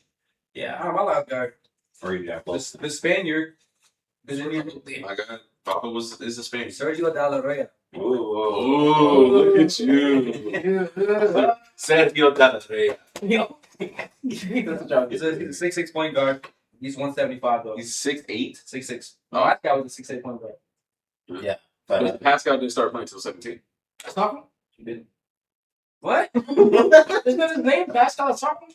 Pascal Siakam. How do you pronounce his name? Siakam. Oh, Siakam. That's Siakam. Sergio de la Rey, the 20-year-old point guard, 6'6", 175 from Spain. He's just a tall playmaker. High end, he's just Josh Giddey with a jump shot. Oh, so he's literally Literally. Median is Tomas Alaransky. What my Not Tomas. Ford's the backup initiator. Like, he's just a guy. No name? No player name? No, it's like, he's very smart, and like he's very smart. And he has crazy court vision. He's very creative. He has some cool ass passes. Except his weaknesses is that he cannot finish with contact, and he has no burst behind him. He has no quick first step. Honestly, a team like Utah just had this guy kind of initiate some bench units over there. Spurs, same kind of vision I have, just initiating a bench unit. He can also be a draft and stash guy. A draft the stash guy, because you pair him up with Dylan Harper, who can pass, but him and the one and doing it too. Like that's a really good 1-2 punch. And then I said fucking and get into the Bulls. All right, guys. And yeah, that is all of our 9 players. So with that 9, so that's a total of 36. 36. Plus, we talked about the top 4 for that. That's 40. That's 40. Top 4, so that's 40. We're missing 20. Oh, we could have got like a few extra Got the players. cool 40. Yeah. No. Man, that's crazy. That we just talked about 40 players in one. Yeah. And what? 3 hours. Dude, Not 3 hours. Just pauses. Mock draft coming soon, by the way. Dream, draft stream. I was trying to say draft and stream. Yeah. I said dream. But it's gonna give me that thumbnail tonight for it, so I can. Hopefully. I'm never giving Hopefully DJ a thumbnail. we will not be posting. He knows about thumb stuff too. So. Don't. Thumbnail TV. Not moral. Advice: never thumb your TV. Get on. Let's do one. You have to get a new one. Why do you have to wait? Because you gotta win it first. Make sure you go there. Yeah, that, you know, It was dry. No, he Oh. you dry thumbed it? Not to Like, buy it, bro. It's literally okay. No. I'm just gonna show you. Look, I did this. You should have wet thumbed it. You No, should what? It was dry. You didn't cut your thumb. If anything, my hand was probably sweaty. No, But you it didn't wasn't. cut your thumb. No. It wasn't wet enough. That surprised me because it wasn't wet enough. You need to wet the tip first before you. Anyway, these are what? Third video with Blaec in person. Yeah, but Yeah. First, I've done the first video. No, and this is our very first. This is the first pod. Universe. First, sit down. I'm counting this as our first pod, and I'm not counting that one where we had passed the Yeah. wireless mic. But yeah, this is our first video back. Like, Yeah, we had one wireless mic that we kept. yeah, we'll be it doing was my mic. It was so. Yeah, it was No, we Bobcast. had Bobbies and we had like those little ones we wear at the rec. Yeah, Those are so bad. it was not that great. But I'm gonna move you guys down. Why are we going Why are we going down? Move us back up. what's up, man? Who's up? No, because it's going down. For Really, real. Timber? Anyway, Yeah. Yeah, it's our first video back with Blaec. Expecting not many more. Whoa. What? I have an announcement. Oh, good. I don't have an announcement. Anyways, don't forget to like, subscribe, comment down below what you like, what you didn't like, and yeah, we'll catch you on the next one. And who had the best takes too? And who do you think is the most intriguing prospect? Who was your? Also, Who was your compared to, favorite prospect? was it numbers on the board? Who's who? Yeah. Who do you think is who? Obviously, me and DJ are locked since Kenny and females. Well, who's Kenny and No, who's Ah, Pierre? Pierre. He's Pierre. Pierre Mufasa? And I'm Mike. Adam. Pierre would have had the same exact thing that you said about the defensive player of the year not being guards, and Because Pierre they would want, have they said want the the heart. exact same thing. Yeah, Yeah. Hey, Mike would have been like, yeah. Pierre would, yeah. I would just be like, Mike disagreed with anything. Okay. All right. Well, yeah, catch you later. Keep up the camera. Right? I'll be too. Keep up the mic, yeah. oh my god, You're so stupid. wrong one, buddy. Wrong one.